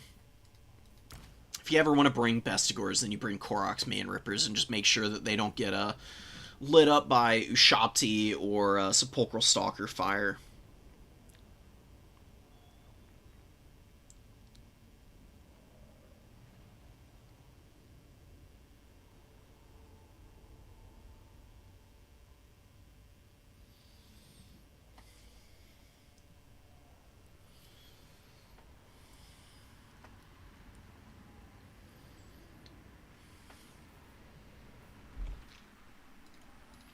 go take a look at bracket.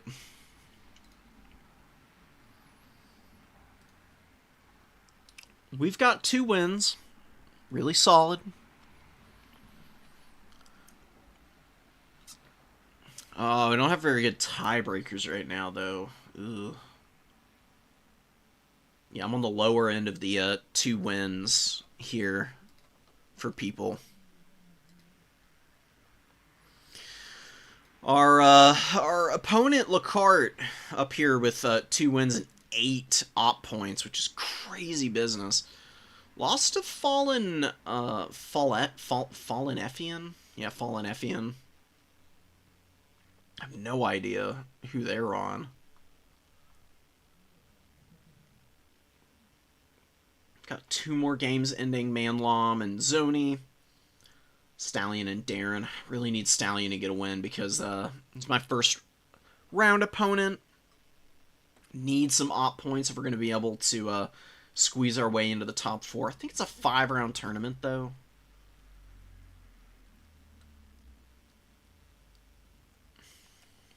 Sure is. So we've got 2 more rounds. We could still get into the top 4 if we just win out. But if we win all of our games, then I think we've got good odds of making it in regardless.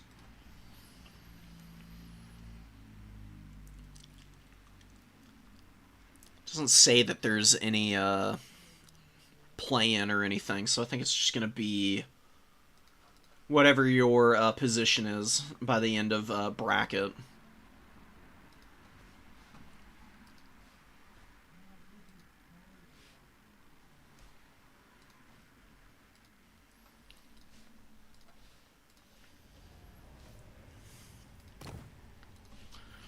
Let me take a little peek at what the next round maps are.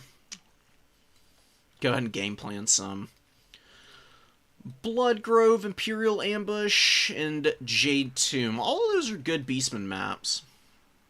Imperial Ambush probably the least good of the 2 maps.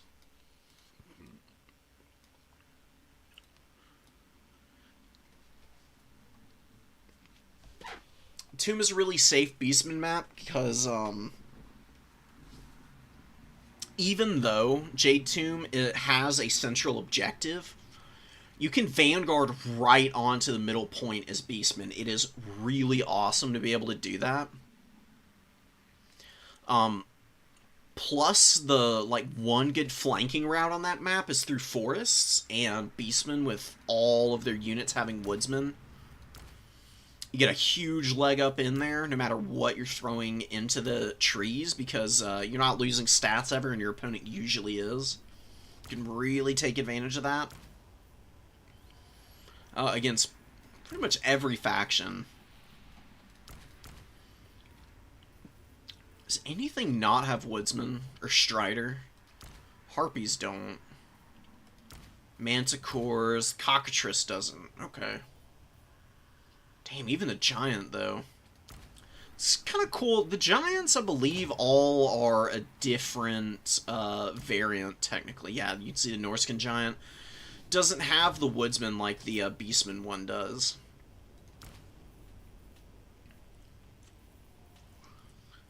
Just get the added benefit of being able to ignore terrain debuffs, which is amazing. It's super good. Love to see it.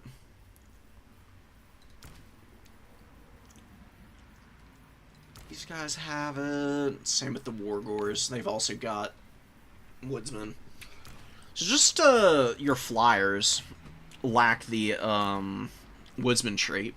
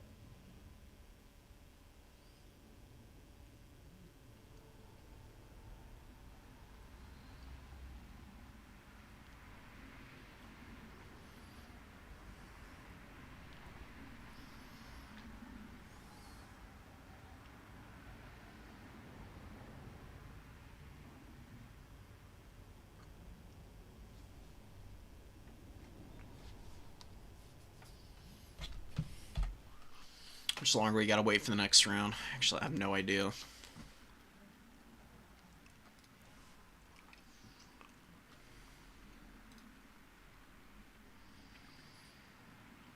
Almost ready. I think we're getting into it now. See who we are facing off against. We could be getting a rematch against the cart potentially. Oh, never mind. Manlam and Zoning are still playing.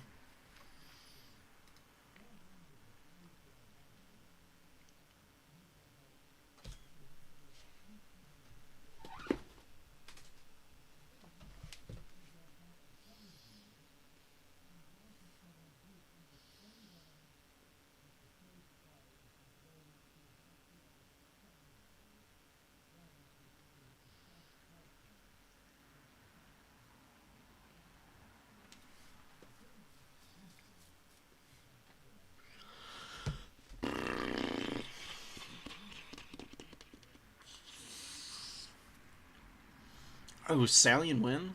Oh, yes. Stallion got us a dub, so get a little bit more going for us in the op point department. So we're at 4 now. Yeah, I'm pretty sure we're at 4. Definitely not ideal.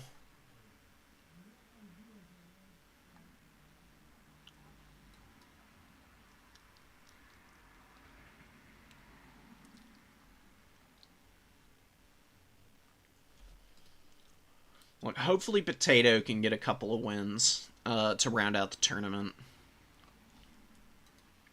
He didn't play badly. He was playing really well in the Tomb King's Beastmen matchup for the most part. It's just like one big mistake with the Horse Archers is what gave me an end to clearing out his big monsters.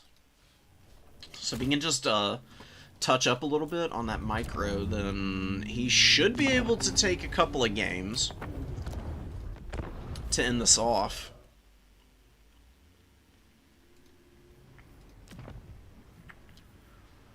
I know Anticity is playing Slanesh today. Slanesh is just gross, man. I mean, never gonna not be a crazy strong faction.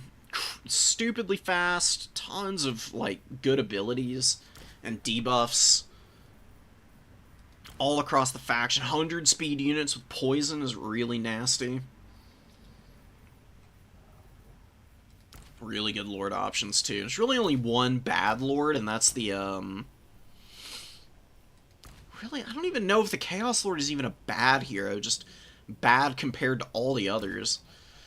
Sigvald's a little mediocre, but he can definitely be a bit of an issue at times. Really good if you just need a survivable character for a matchup.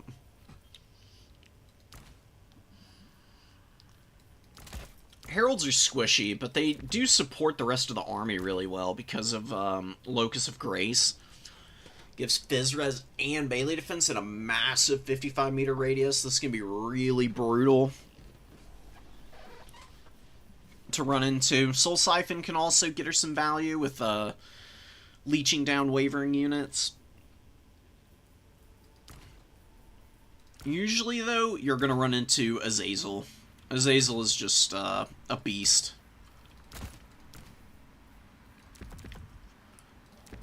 He's got Demon Blade, you can just throw Lash, Acquiescence, and Hysterical Frenzy on him if you want. Or still do Pavane. Pavane has its time and place. Less oppressive than it used to be, but still pretty good overall. Just run around and tear out everything, man. Very hard for units to stand and fight against Azazel. You can do Temptator as well. Can get you a little bit of niche value at times. Kari has a few matchups he's good in. Exalted Keepers are also pretty effective. Lack of armor can mean that their 800 HP can melt off them pretty quickly, but as long as you're not facing anything with magic missiles, they can really feast. Danikin's out here. Dark Elves, still really good. What is their current win rate at?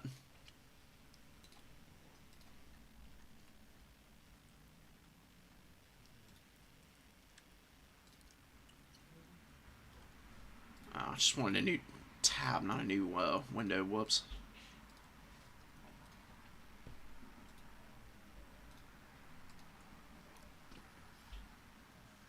And Dark Elves have been dropping a little bit. They're only at 52% now. They do have some really favorable matchups. I mean, they just wreck Khorne. See the Dowie struggling against them, which is a little surprising. I guess all the AP missiles and whatnot can really wear out the dwarves, though. Yeah, Dark Shards, I bet, really feast against the dwarves now I'm thinking about it. Nurgle, very easy to kite Nurgle around, makes sense. Empire, Tomb Kings. Cathay is a little surprising. Not shocked about Tzeentch. I'd have thought Kislev would have a better matchup against these guys, but Cold One Knights can definitely beat up on their heavy cav. That's probably the reason it's so bad. You can see, once you're getting down here, you're talking about so much more even matchups. High Elves winning very, oh wait, no. I selected off of them. It's Chaos Demons.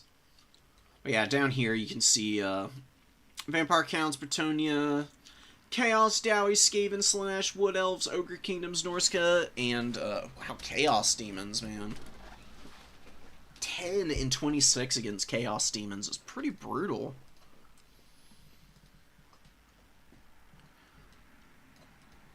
Demons are a very hard to execute faction. That's why they don't have that many games played. You can see they've got some of the least numbers, or the lowest number of games played out of any of the factions here. Beastmen, Ogre Kingdom's not far behind.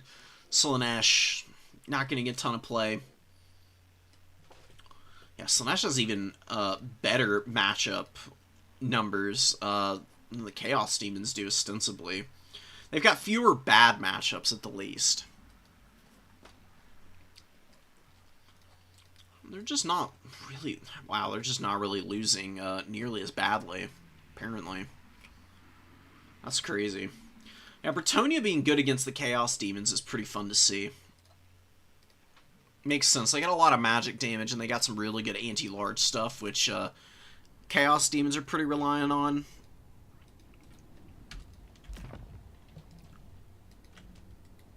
What is going on here? Oh my god. I'm gonna have to reboot. Steam is bugging out on me.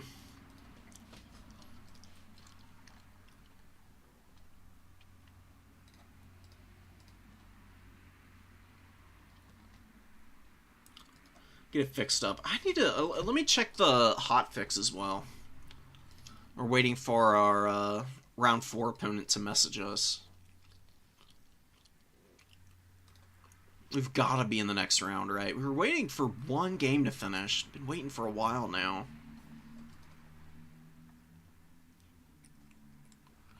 I don't know how these guys are still going, but apparently they're having the longest game in Warhammer history.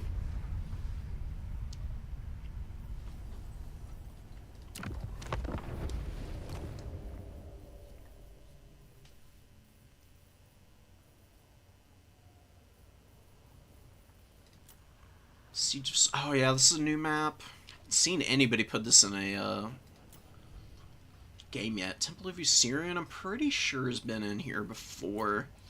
I do know the arena is new. Let's actually go take a little peek at this. I'm curious to see what this map looks like. Just do this and run it.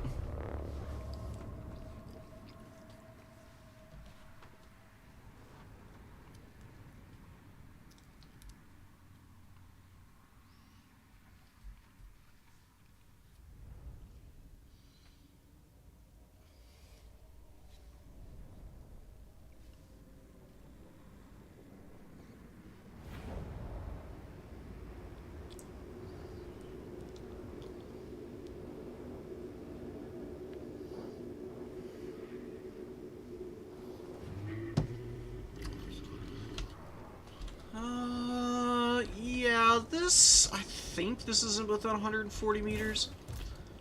Got an Ungar Raider. Can kind of extrapolate from here. Oh no, it's definitely out of range of most missiles. Okay, this might be a good map for some of my mains, Beastmen and Khorne, can actually kind of thrive here, potentially.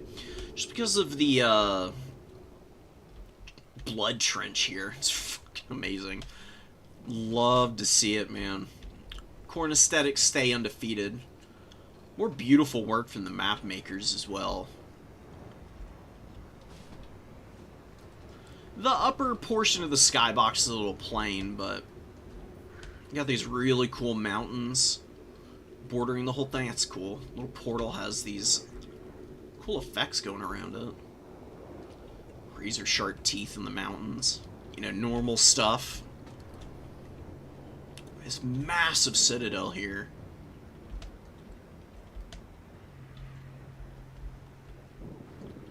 It's a pretty appropriate name for the map. I mean, this is like Khorne's personal battle arena, I guess.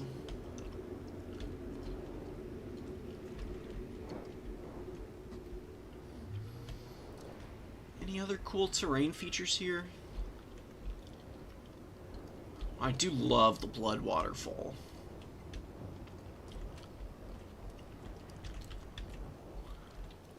The effect looks really good coming out of here, actually. What the hell is that? Like, passing a blood clot? Ew.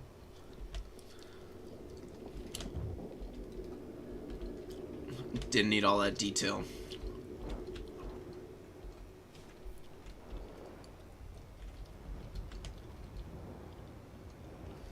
It's on the other side of here. Oh, it's like a little moat going all the way around, I think. Sweet. Alright, my curiosity is satiated.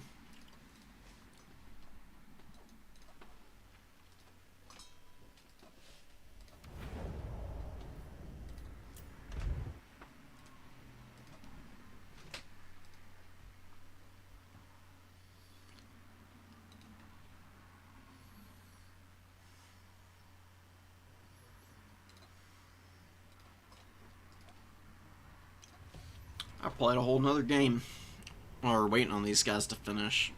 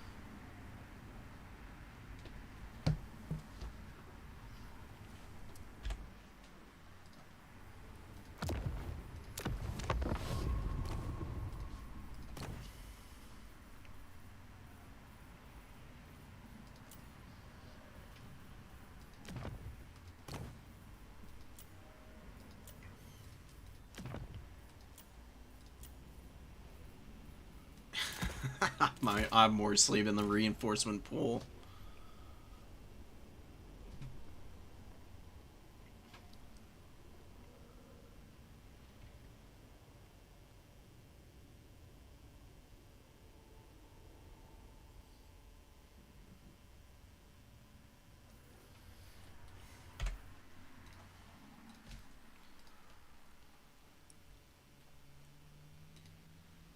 Still waiting on him.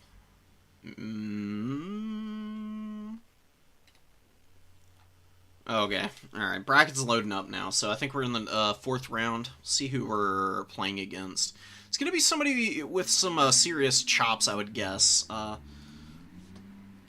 Since we're sitting here at 2-1. Fallen Effian has 4 points. How the hell? Oh yeah, because somebody dropped, probably. Be my guess. We are up against J Phoenix. Have I ever played Phoenix before? I don't think so.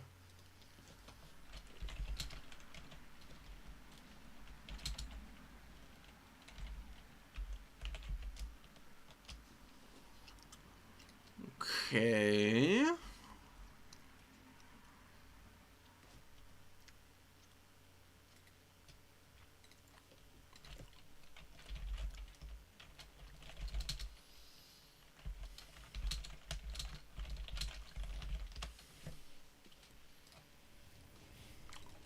go get our lobby going.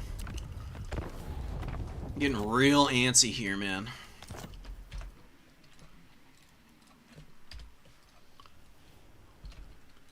My top of bracket again. Oh my god. Again? Oh, I'm begging for an opportunity to pick the map, dude. I just want to be able to force somebody to play on the one I would like to play in. Oh, round 4 is Edge of the Darkwood, Maelstrom, and Itza. Not Jade Tomb. Jade Tomb is in round 5. It's a easy ban.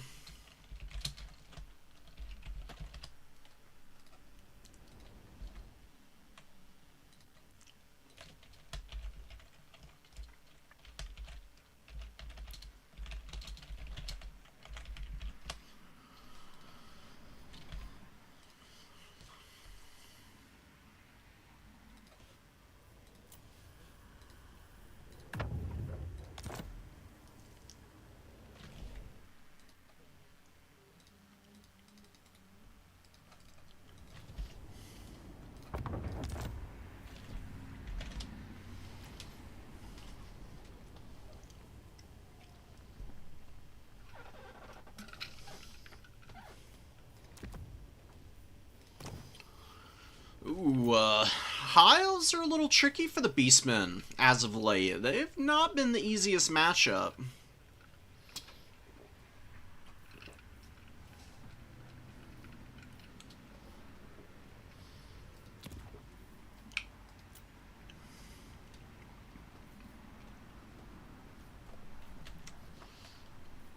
On Edge of the Darkwood. It's not a bad map at all. We need to be careful with our Lord choice here. Beastman Lords can get kind of clowned on by some of the Lord options from the High Elves. It can be really brutal if you're not careful about it.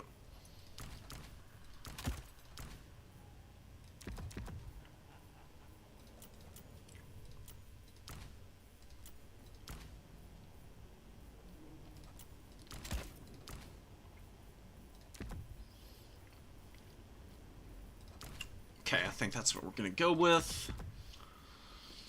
And this. Get them on that.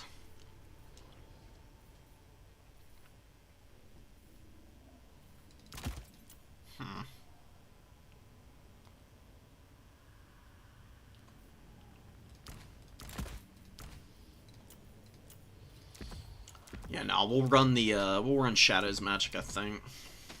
It'll be a really good option here. We can Vanguard this guy forward, too, which is going to be really fun. Edge of the Darkwood is a great map for Beastmen. They love fighting on this map.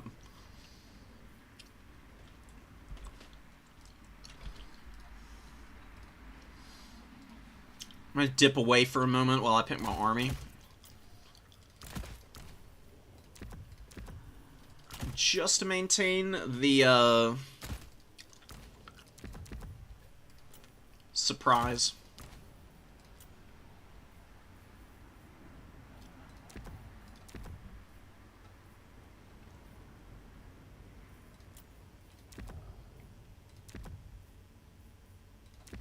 I'm actually going to bring a different spell than what I was initially planning on. Mix it up a little bit.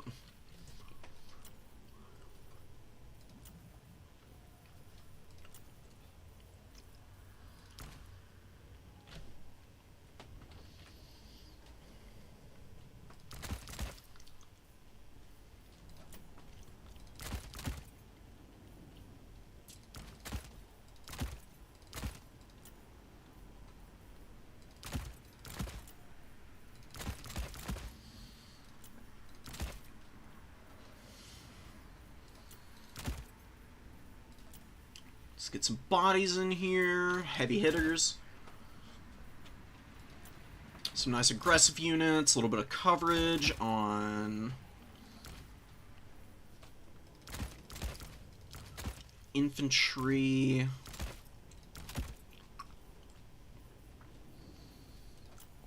Alright, that looks good. Get one of these guys. Got one of those mixed in here. Maybe another of these dudes. Can't really go wrong with them.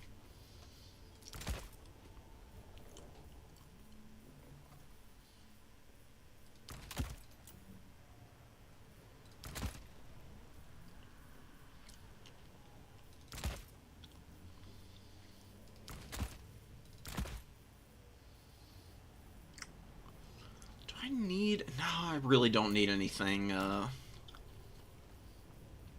don't need anything like that. We'll do this.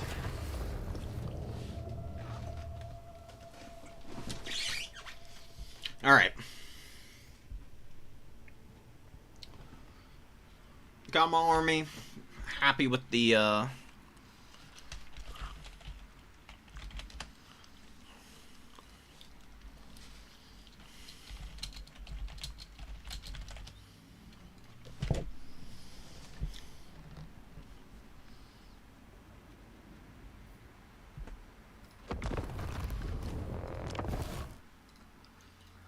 Alright, I'm set. Just let our opponent finish up the choices here for whatever they're going to be bringing. So the High Elves are a little tough because they've got some pretty good answers to Beastmen numbers and their infantry, which can actually be pretty annoying. I'm actually going to swap something out real quick. Trying to introduce a little bit more of a twist here. You gotta be really careful of Burning Head because it hits so hard. It's so painful to get hammered by. Really don't want to have to deal with it if you can avoid it.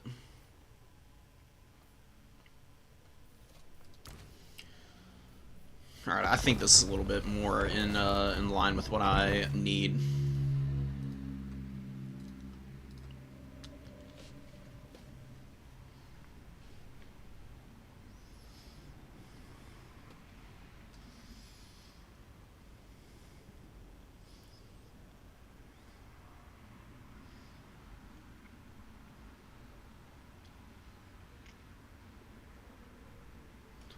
Sweet.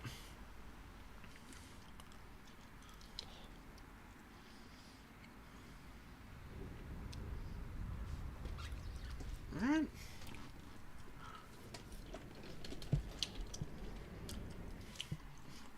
Classic matchup. Let's see what we can get done here. Oh, man. You know, Beastmen and High Elves used to scrap all the time in Warhammer 2. Land battle days.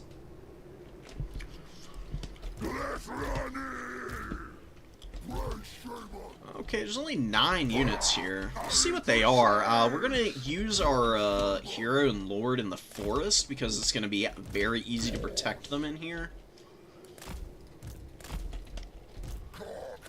Even if they have to sit in the forest, like, all game, that would still be preferable to them getting pulled outside and just bullied horrifically by the big monsters.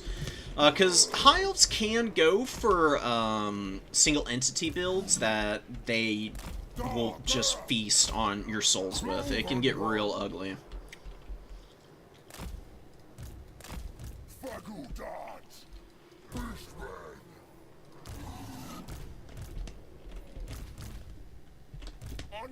These guys. Group 4.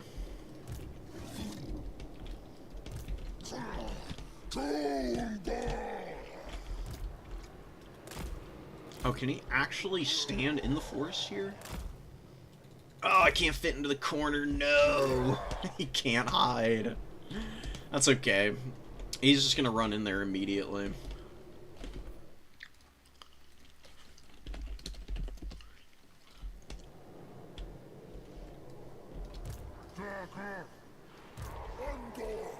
So the infantry here are going to go to the middle. Send Korok to the outside. I've got some Ungor Raiders and Korngors that can motor up to the number 1 aggressively if possible.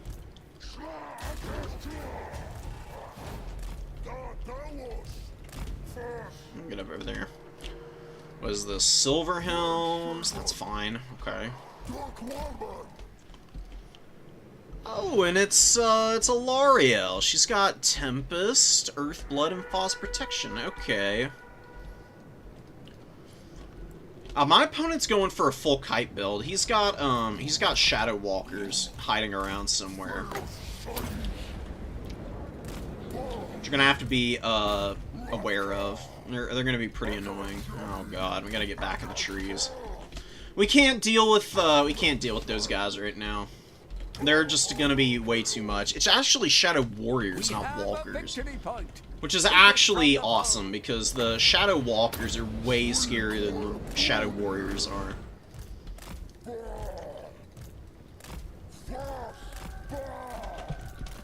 So we got our Lord up here.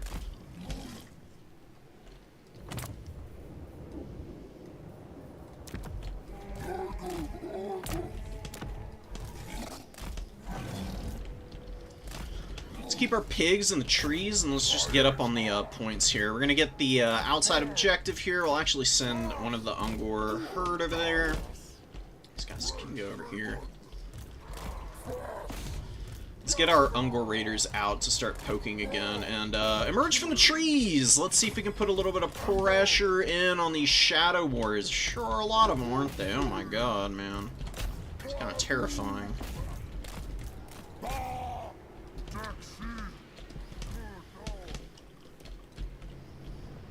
Actually get some nice volleys off there. Got our opponent a little bit of a position where they might be a bit afeared for themselves. Get some good value there. We're gonna cap this point too.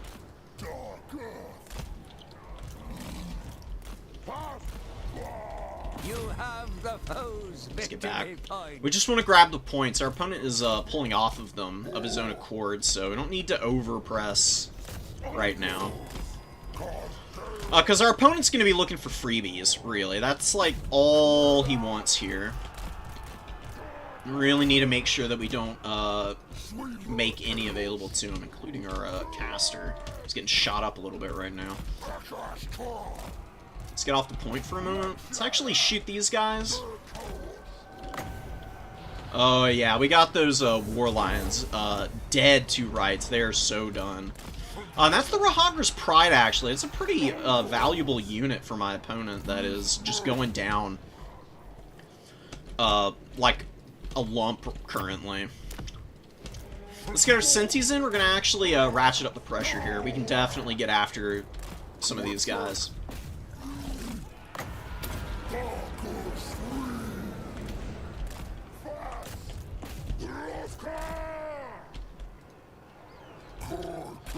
A lot of mess in here, but we're holding pretty well. Prox Man Rippers are over here. Just collapse on these Silver Helms. We'll get our Corngors moving in. The Corngors are probably going to end up being a sacrificial lamb here, but that's going to be fine.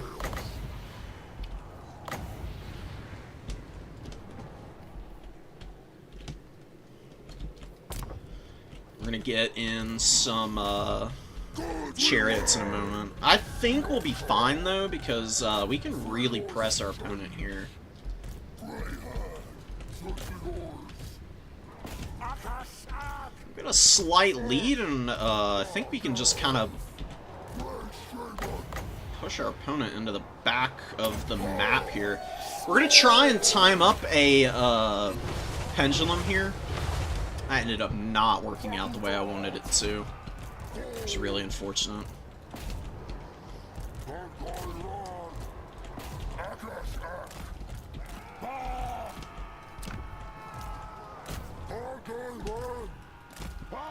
Let's pull back. See, our opponent is attacking our Ungor Raiders. Definitely need to protect those guys. Koroks can continue the advance. Let's get our raiders out of here and just try and kill all of these Illyrian Reavers. They're very caught up in here. I think we'll be able to kill these guys.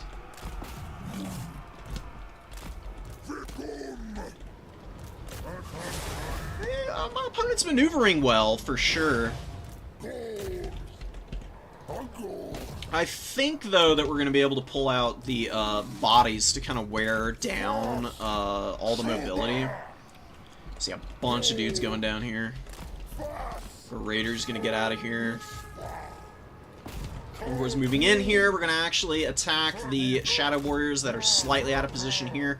Croc's Main Ripper is going to be very nice over there. These guys need to move in because they're a little bit out of position right now. Unblob all of this stuff. Definitely don't want to be taking a whole bunch of unnecessary damage. So Silver Helms and an Illyrian Reaver. Make sure to hit the Silver Helms. Way more impactful unit for the High Elves. Send these guys in over here.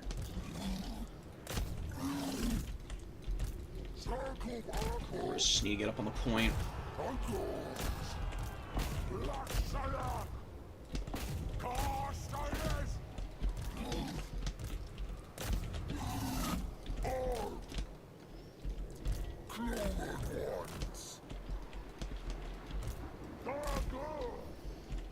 Woeful tidings. The enemy has Get a Synagore in here. Yeah. With the throwing axes, it'll be pretty nice to have. It's a really nice Star of Avalorn. It's definitely keeping these Illyrian Reavers and the Silver Helms in this fight, but it's going well regardless. Oh, the Fireborn are here. Fireborn, really annoying unit. Still not having a very good time, though.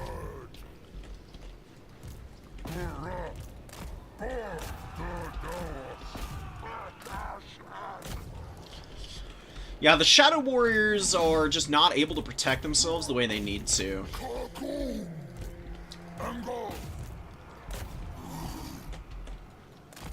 I think we might even be able to trap Alariel on the ground here. She's in a really ugly position.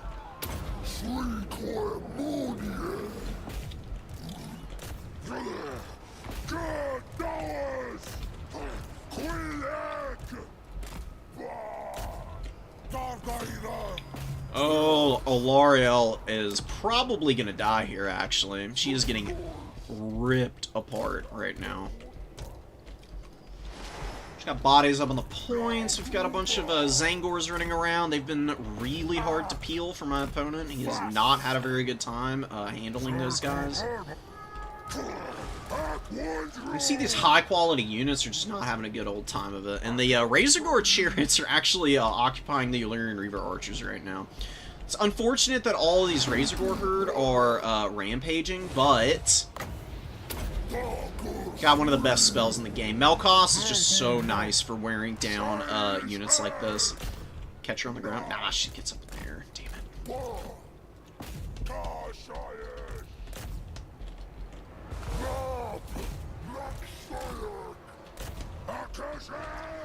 Got a lot of healing incoming, but we've just got a ton of mobile units that we're throwing out now. And they're going to really crowd out a lot of the battlefield space here.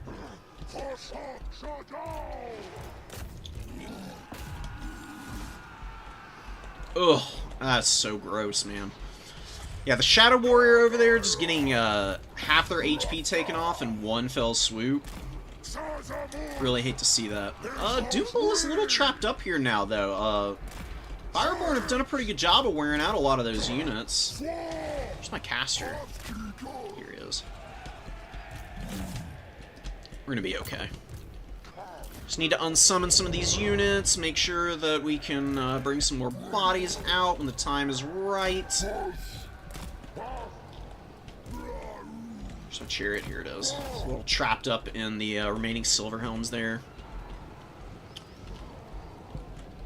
Fireborn are all dead? No, they're over here. There's 35 of them left. Ouch. Okay. It's okay. Let's get away here.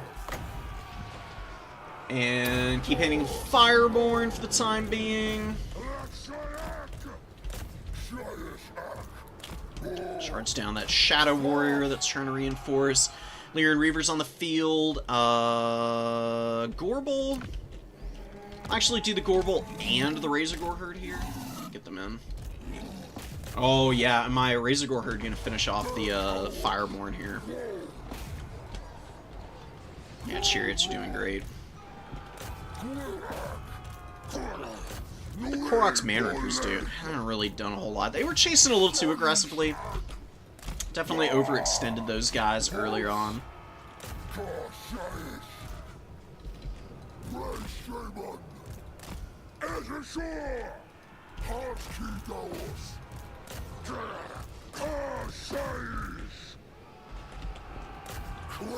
Let's go get these guys. Yeah, Fireborn really didn't get it done here. We just blocked the points down, man. The High Elves just didn't have enough to push us off of them. It's a cool build, but I think if you want to go for a Shadow Warrior build, or Shadow Walker build, what you really need is a Netcaster. Net of Ammontok would do a lot to shut me down. I just didn't need to respect the heals. The second I got into melee contact, I started to outtrade the High Elves, and they weren't able to get enough healing to flip the value trades around the way they needed to.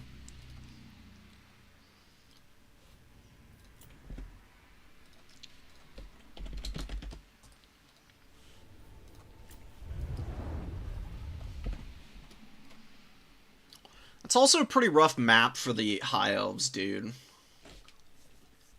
We love stuffing. I'll go for it when I can, dude. That's true. Even though they didn't trade amazingly, they were very tough to shoot down with the Shadow Warriors. They wore him out eventually, but just having one unit that can push your opponent's backline, occupy the attention of 2, 3, even 4 units at a time, love to see it.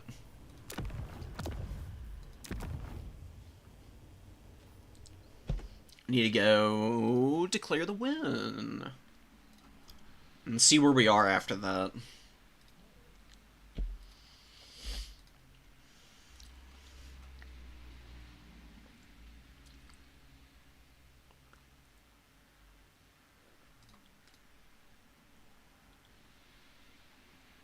Hell, the High Elves. Oh, there they are. Hiding. Oh, come on, man. Make sure I report this right. Cool, cool, cool. So we'll have one more game that we need to win if we're going to get into the top 4, I think.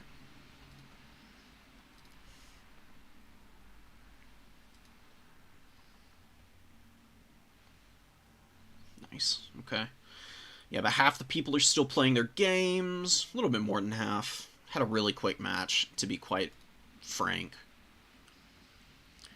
Anticity, Boss Toss, Fallen Effian with 4 points, although Fallen Effian had an opponent drop, so that's why he's doubled up right now. Pretty sure he should have 3 points. That'll get adjusted in a minute, though.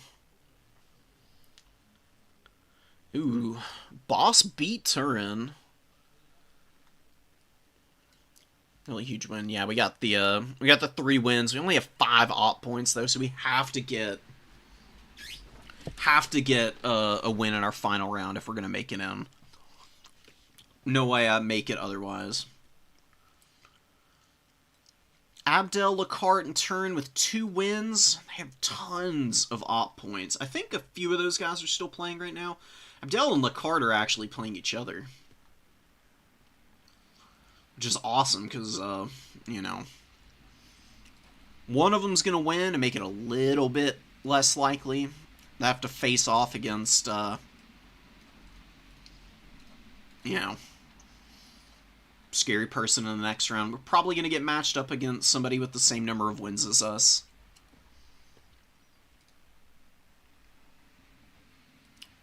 Could end up being somebody like Navigator or Blood Penguin.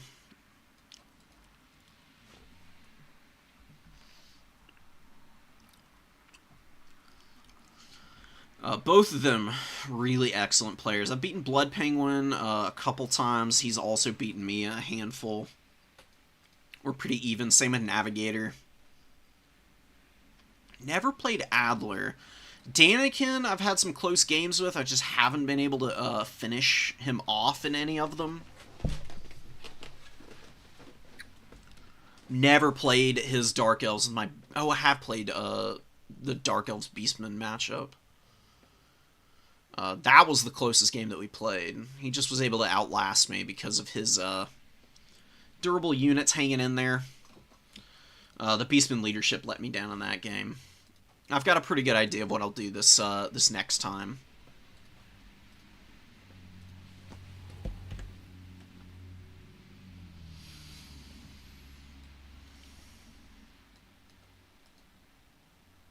Yeah, High Elves definitely not bringing Sisters of Avalorn against the Beastmen. I brought the Penumbral Pendulum just in case I got a very traditional High Elf archer line. Lothern Seaguard and Spearmen and Silvern and whatnot.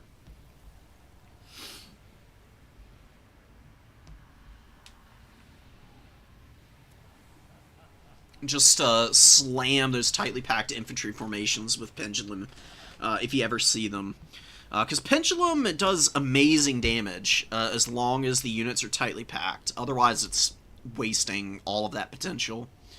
And you'd be better off with casting Pit of Shades.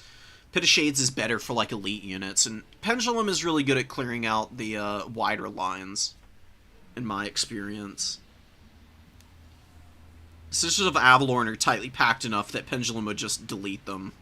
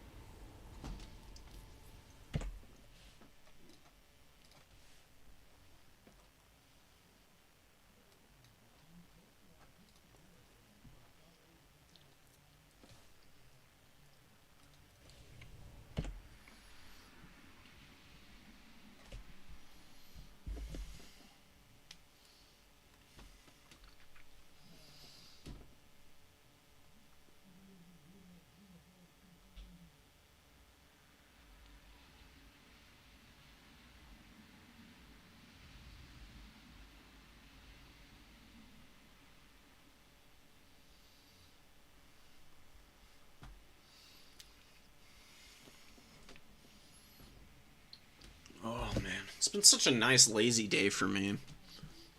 Just been hanging out with friends and enjoying the rainy weather here in Michigan.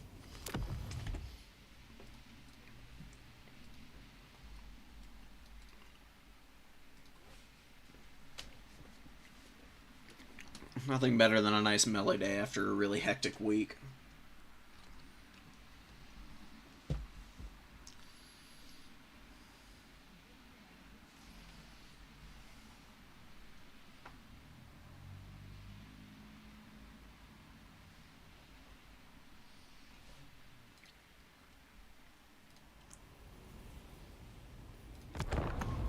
You know what? Let's watch one of the replays I didn't go over the other day. Oh, no freaking way, dude. Oh my god. How did I miss this from yesterday? Check out a new player tournament replay while we're waiting, instead of just having a whole bunch of downtime. There should be enough time to cover one of these. We get one of the coolest units in the game incoming, the Age of Wonders. The land ship used to be really broken, particularly on release is what I'm thinking about. It was gross.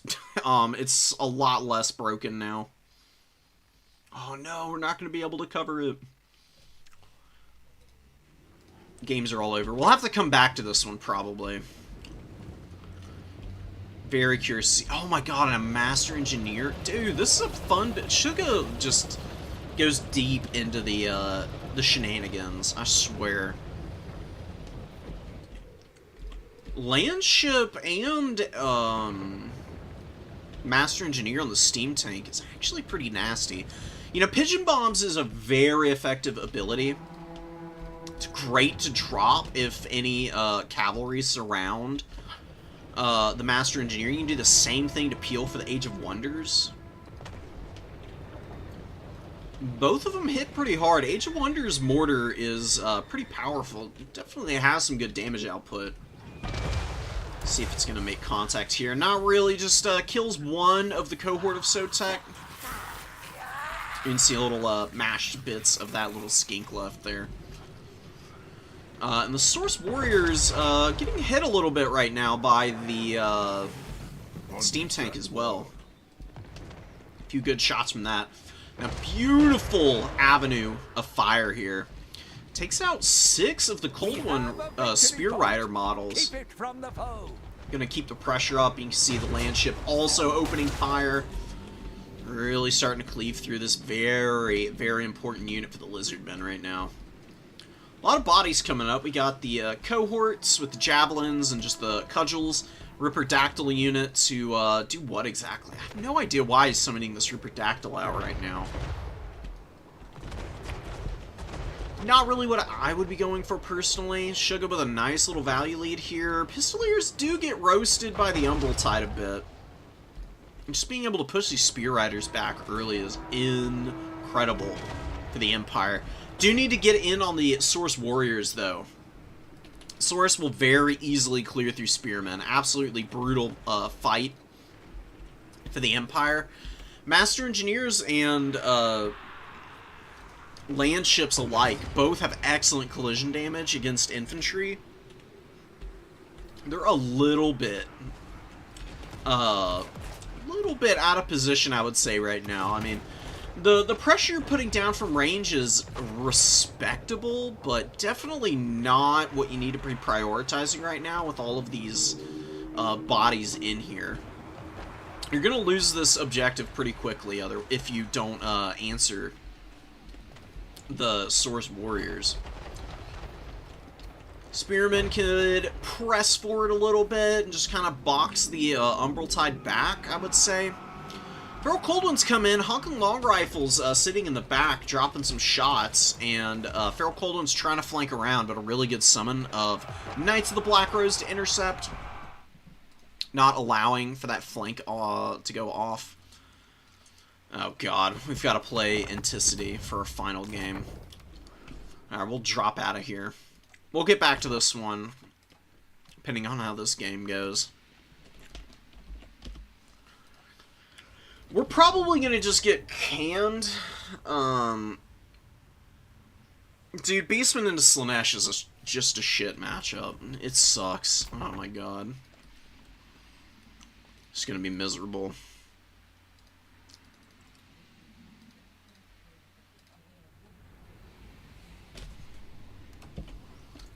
Game does not like it if I exit out of a replay. My god. Okay.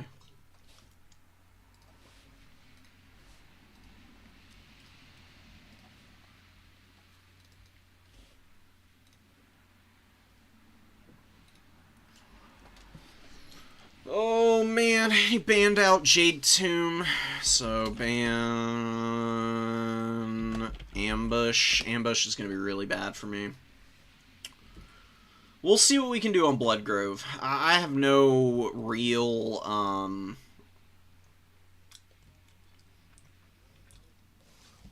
I have no confidence in being able to win this game. But we're going to give it our best go. Anticity's just going to run us around in a circle, and the Hellstriders are going to pull all of our Centaurs apart.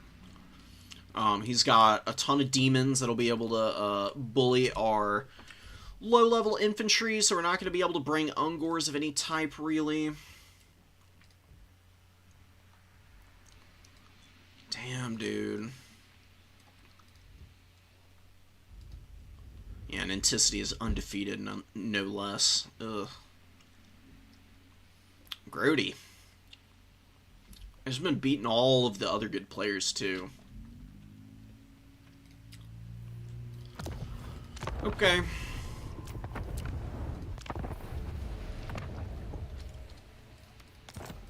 the hell?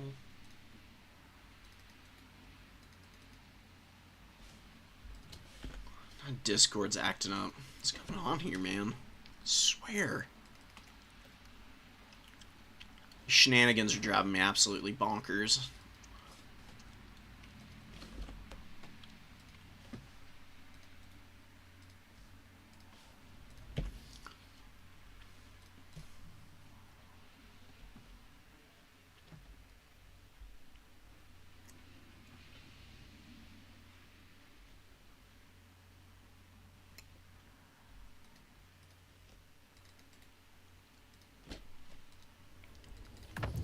Alright, thank you, Discord. Really appreciate it. Basic functionality, what even is?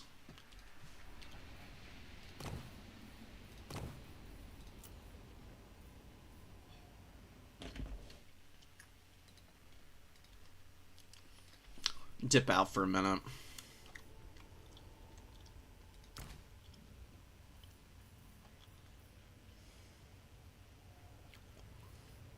There's not a single lord that I can bring that's gonna be safe here.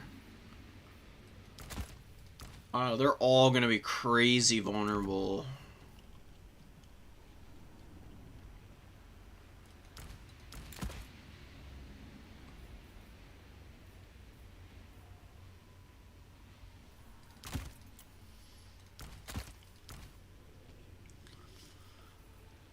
What's this guy look like?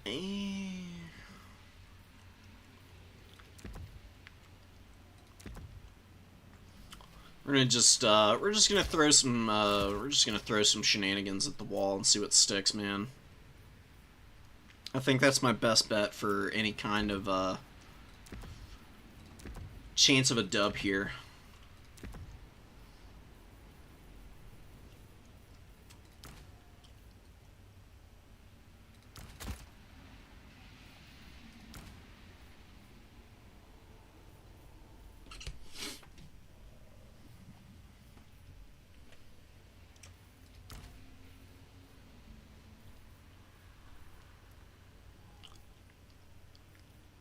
Oh, he's probably gonna go mass mobility, and I'm not gonna be able to contest that easily.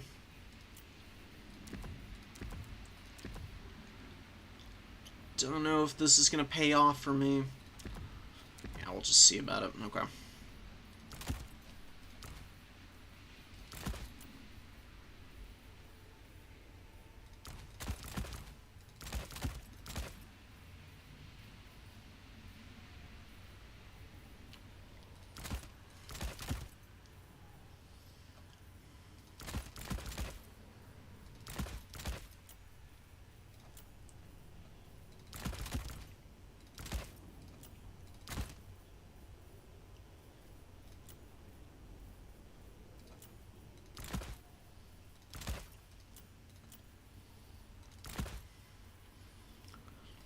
Definitely need these guys, I think. Those are just gonna be fodder for Hellstriders. No freaking way I can bring that. Don't know how this unit will do. Maybe try it out.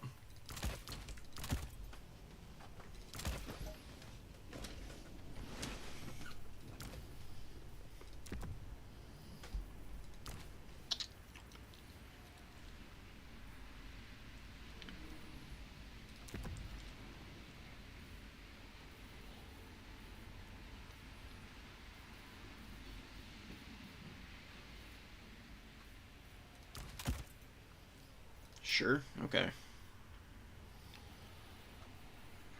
This is gonna be a weird game, man. This build, I'm not feeling it. But I think it's gonna be my my best bet.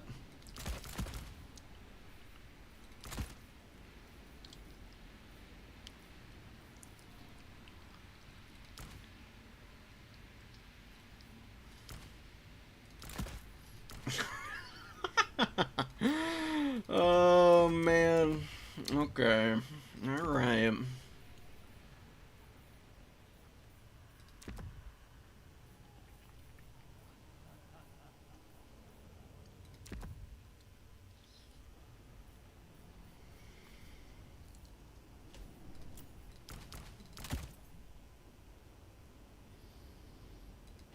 Whatever. Let's do it.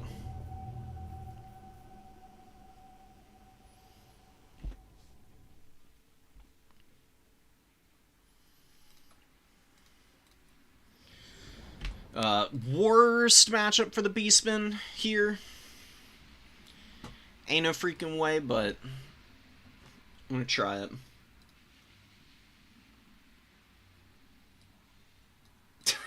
Thank you, Bobby. I appreciate your hype and well wishes.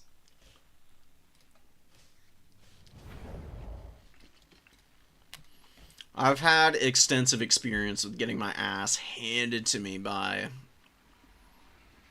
Slaanesh. Even come check it out here. Yeah, they're 7-3 against the Beastmen. Oh my god. Better than Nurgle. Nurgle is getting ripped apart by Slaanesh. Slaanesh is 14-1 against Nurgle. Oh my god. That's disgusting, dude.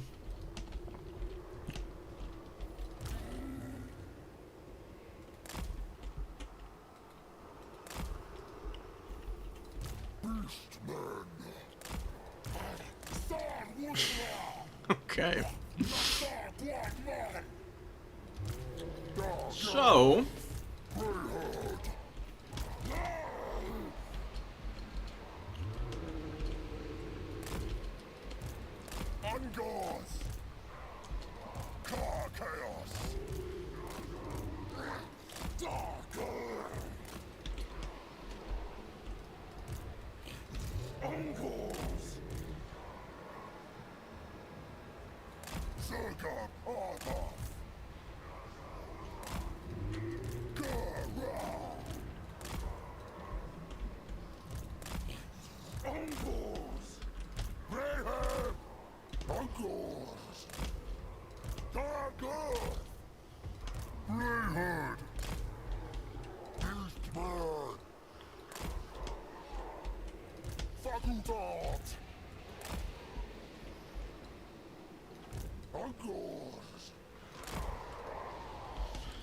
I mean, Anticity could Vanguard, like, right up in our grill himself if he really, wants to. That's the thing I'm most afraid of. Basically gonna just hide our Great Bray Shaman on top of Korok's Man Rippers and the, Eye of Moor Sleeve, and I think we'll try and, anchor both of them on the, number 3 objective. Yeah, I think, yeah, we're gonna do that. There's less room to maneuver on this side. We can bring reinforcements out here. We've got double Cockatrice. Maybe I'll be able to utilize their snares to some level of effect. Play by ear.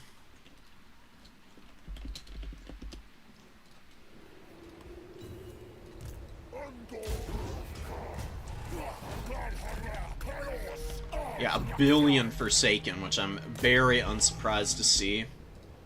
This is actually a little bit less terrifying than what I was thinking might end up coming in.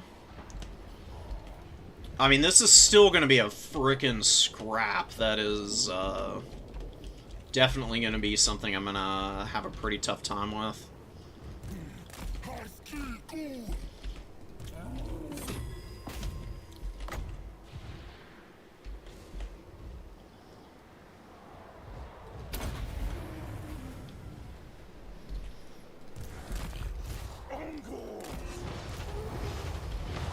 Oh my god, that hurts, man.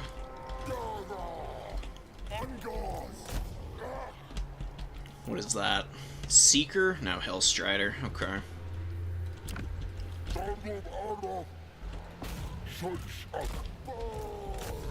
Wow, we're just gonna get frickin' run over, dude. Yeah, the Unger Raiders are not gonna be getting anything impactful done here. See, it's just flanking right around me. He's gonna slap me with the spells here, and that's gonna be a little bit too much for me to deal with. I don't have Pit of Shades either. I really needed to bring that. I don't have it here. I'm done, dude. He's already got me. Hey, he's just completely overrunning me. He's got all of my units locked down already. One of your units has been destroyed.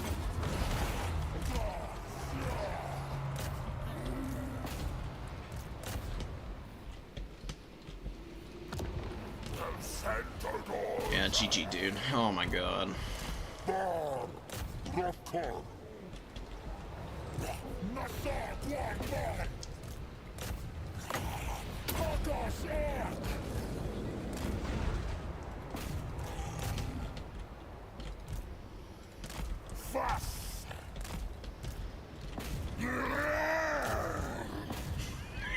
Great Bray Shaman.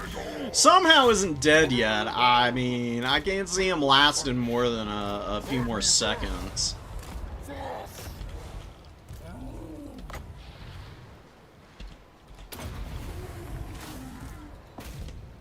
We're grinding a little bit. Somehow gonna get back in this game? I just don't see the path to a dub. Try to hold a little bit longer.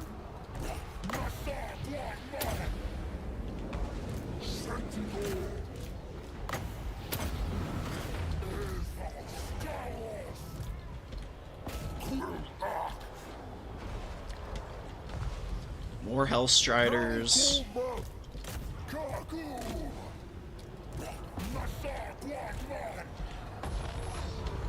Yeah, there go. Here's all the fascinations about to pop off. Seductive Glory is stopping me from doing anything now. Just gonna come clean these guys up real quick.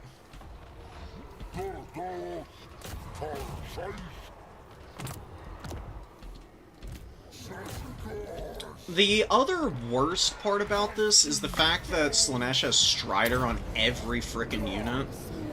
So there's like no point in me fighting in the forest where normally the Beastmen have a big advantage. Because they just ignore what you're usually able to do to persevere.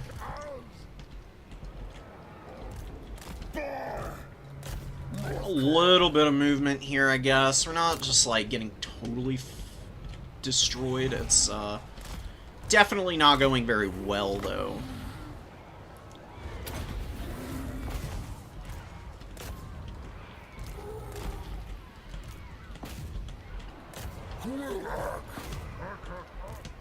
Bunch of Zangors fighting out in the middle of nowhere. That's GG. Boo! Boo, I say. I hate Slaanesh with a passion, dude. Such a boring faction.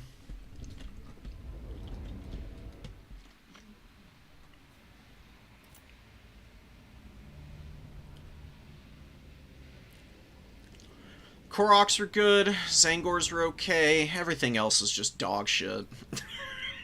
To be quite honest, everything else was just utter crap, dude. I mean, you can't do anything about all the Forsaken just overrunning you. A whole bunch of fiends in here that would have been really hard to deal with. The Hellstriders I actually did deal with okay. They didn't do all that hot. I didn't have anything to punish the Keeper of Secrets. That sucks, man. Whatever. Let's go watch people not play the most annoying faction in the game.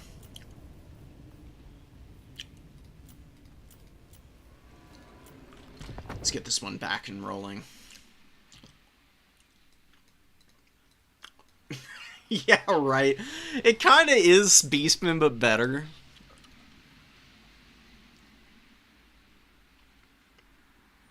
Death Star build would have been nice. I don't know. I should have just expected a million Forsaken. I don't know what I was thinking bringing the Eye of Morsleep. I mean, the snares were actually pretty decent for me. It's just like... the Forsaken just close on you so fast because they're so quick. Because the Slaanesh Forsaken are even faster than the already speedy standard forms. They've got like 53 speed.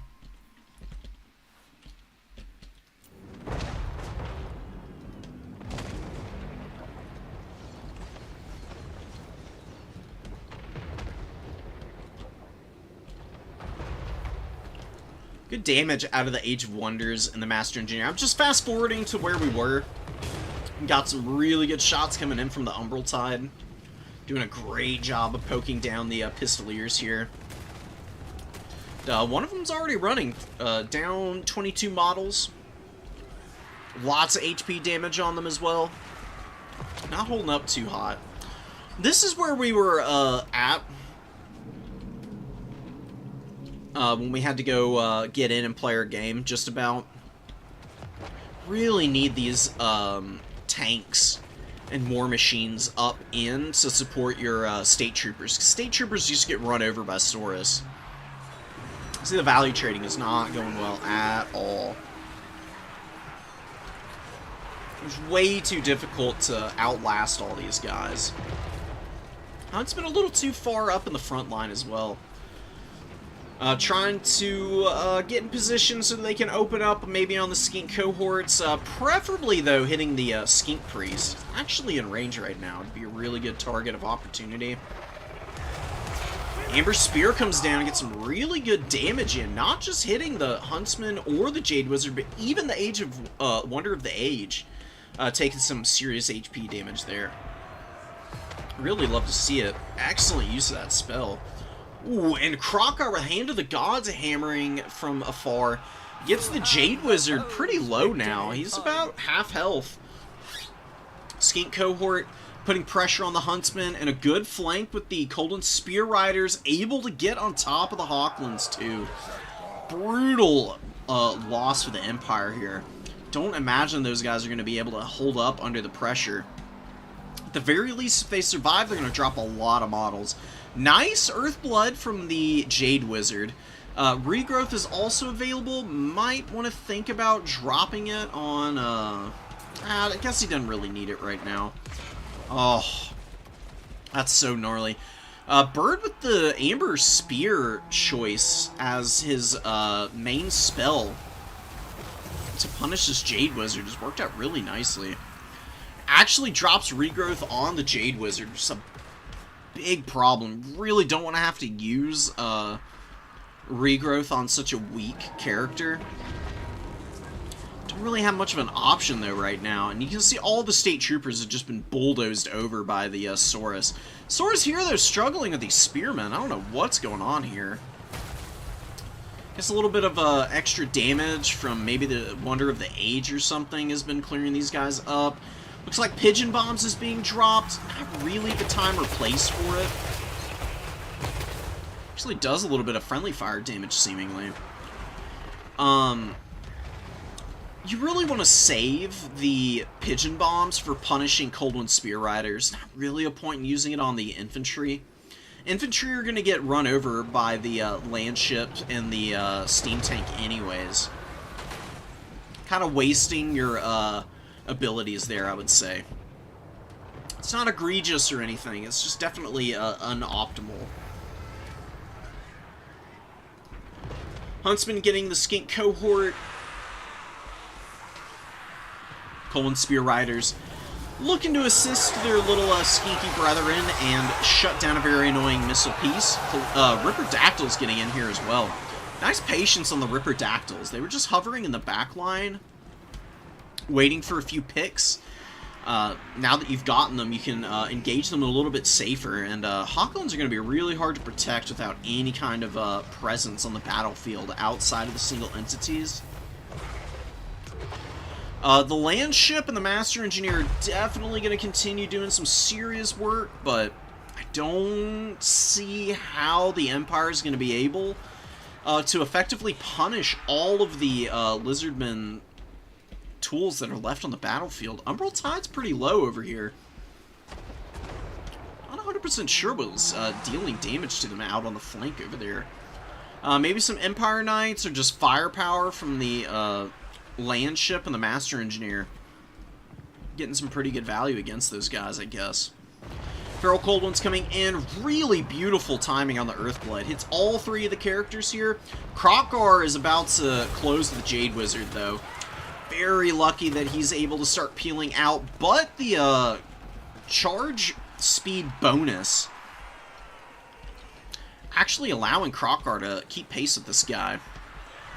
Wears off Jade Wizard, avoiding a strike from him, able to continue motoring away. Ripperdactyl's being really oppressive here, though. It looks like the other Hockland Long Rifle that the Empire was trying to protect has taken a ton of damage. Very low on HP. Pistoliers coming back out. Definitely would be a really good tool to utilize against the Ripperdactyls. But not going to be able to peel them in time to save the Hocklands. It's a big issue, man. You really need way back into the value trading and to cap the points. You've only got a couple units left up on these objectives right now. Spearman over here. I think the Pigeon Bombs are still blowing up the Wonder of the Ages, and Jade Wizard just got killed by Krokgar. See this broken body here. Horse lying dead off to the side. And now hounding down the Master Engineer. I love Krokgar, dude. He's such a beast. Especially on his horned one. He's just really fast. He's got decent stats all the way around. Amazing bonus versus large. And you can pretty much bring him with all of his abilities and still be able to afford a pretty wide army. Rippers with 900 value, getting terror-routed very unfortunately here. Pistoliers, though, I'm not 100% sure on being able to finish these guys off. Ripperdactyls are pulling back. More Hocklands coming out. Cold One Rider waiting in the wings and looking to move in against the Pistoliers now. Eating a lot of firepower, but not amazing value trades for the Empire. Master Engineer is running, and it does appear that the Wonder of the Ages has fallen. Definitely didn't pay for itself. It was doing good damage, but with all of the backline pressure from the Lizardmen, neither of these big war machines were able to get the kind of high impact against the infantry that they really need to be able to thrive.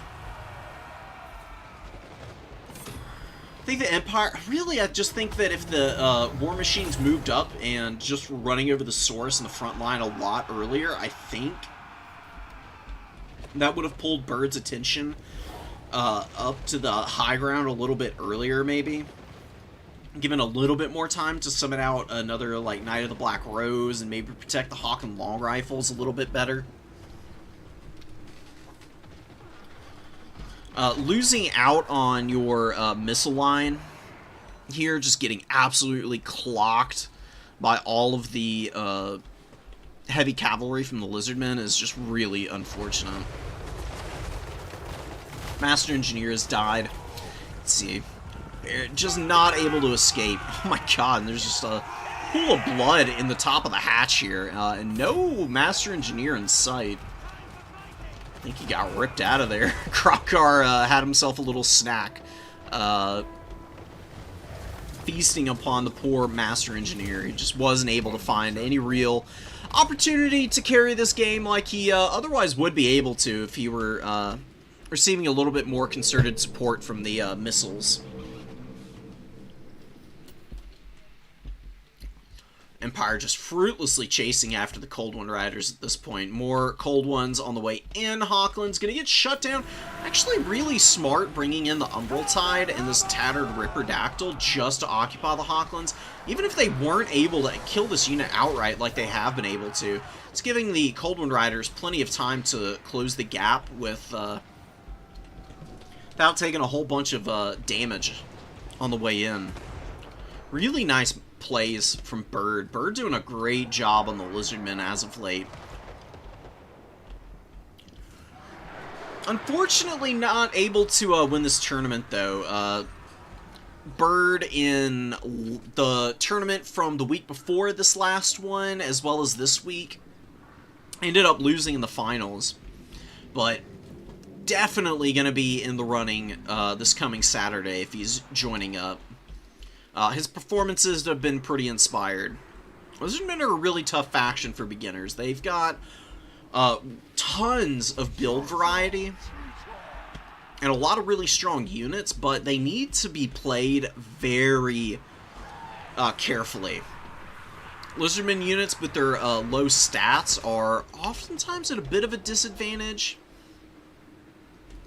against factions like the Empire, who are able to bring out similar like unit archetypes. You know, Empire Knights are a decently fighty unit against Cold Wind Riders on the charge.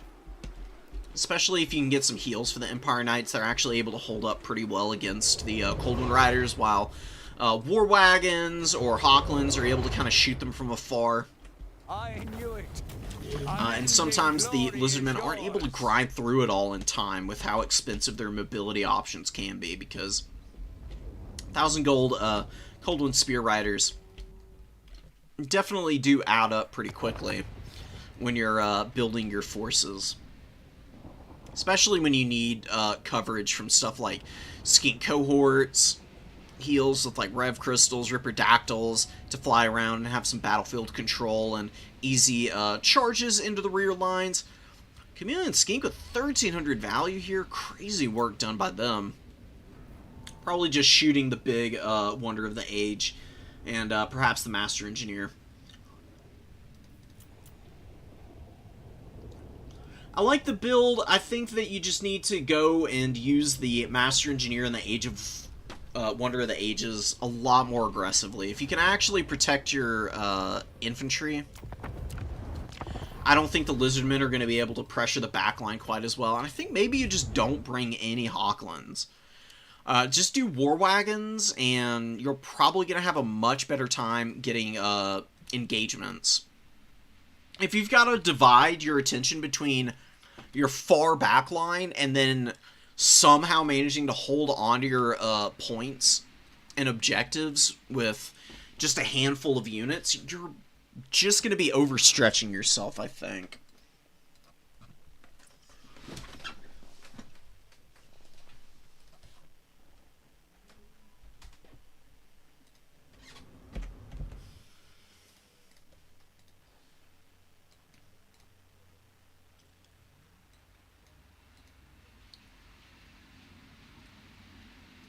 Yeah, I'm super surprised at the Amber Spear choice. It was brilliant for what ended up being Suga's build. I don't think I would be bringing it against Empire, though. I think you'd be better off with Flock of Doom on your Beastcaster there. Be a lot more consistent wearing out the Empire Knights.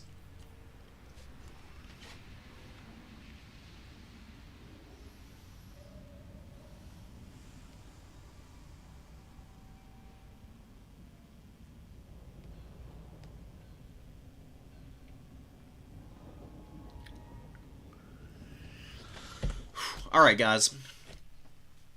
I think I'm going to end stream here. I'll come back in and I'll try and do another one at some point this week, but pretty tired.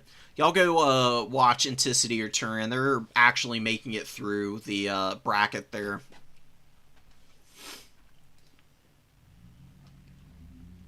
They'll be streaming the rest of the games.